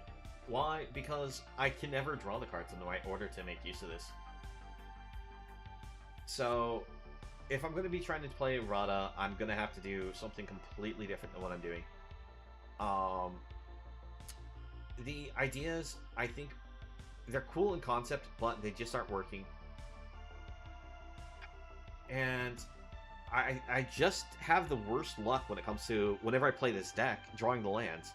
I flood so much or never draw, like, the 3rd or 4th land in the right colors. So, specifically, I don't draw land number 4, and I get stuck with...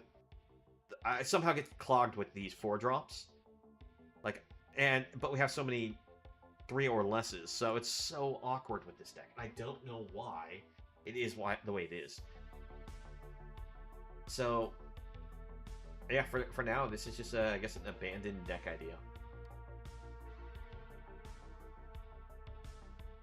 And it's such a shame because I think this is a cool card to play. And it does offer some amazing synergies with cards like Edgar, with the Archangel here, that it'd be cool to see them go. And I thought it also worked really well with the Sadistic Pilgrim. I mean, I think probably part of my issue is I'm trying to include these red cards because I thought Lagmos was a cool card to play, and it does actually synergize well with Pilgrim. But I think it's just we should just cut this, bring ourselves just to only black-white, add in maybe Bankbusters to keep the card draw value, and come up with some other early early card that we can use, and maybe get some exile-based removal instead of relying on all these Infernal Grasps, because there's just so much recursion going on that you need exile. And we aren't running a single exile card. Oh well. Well, thanks for joining me for the night. Sorry things didn't go well with the last deck idea. I guess the second deck idea didn't go so well either with Reclamation. You missed that. This deck just doesn't work because, well, there's also so much board wipe. Since we don't... It's either you have to deal with mass board wipe or mass recursion, or lots of recursion decks. And it's just... so hard. Oh, well. Well, thanks for joining me for the night. I will go ahead and just end it here. Not too many people hanging around. So, not quite worth hitting up the raid. Oh, geez, I missed another comment in the YouTube again. I do feel bad. Skyblank, if you happen to still be there, thanks for joining us. The YouTube stream text comes up so small on my monitor that I don't know why. I have trouble. Like, I can't. The application won't make it. It's not like I can increase the size of it to be able to be more noticeable, and I do apologize. Well, in any case, thanks again all for joining us. If you haven't had a chance, please check out the YouTube. We are updating videos here on the frequent with deck ideas from things we've shown, but also we are updating like times we drafted or our tournaments. So always cool to check that out. Anyways, case, hopefully see you again next time, and I wish you have all a nice night. Take care.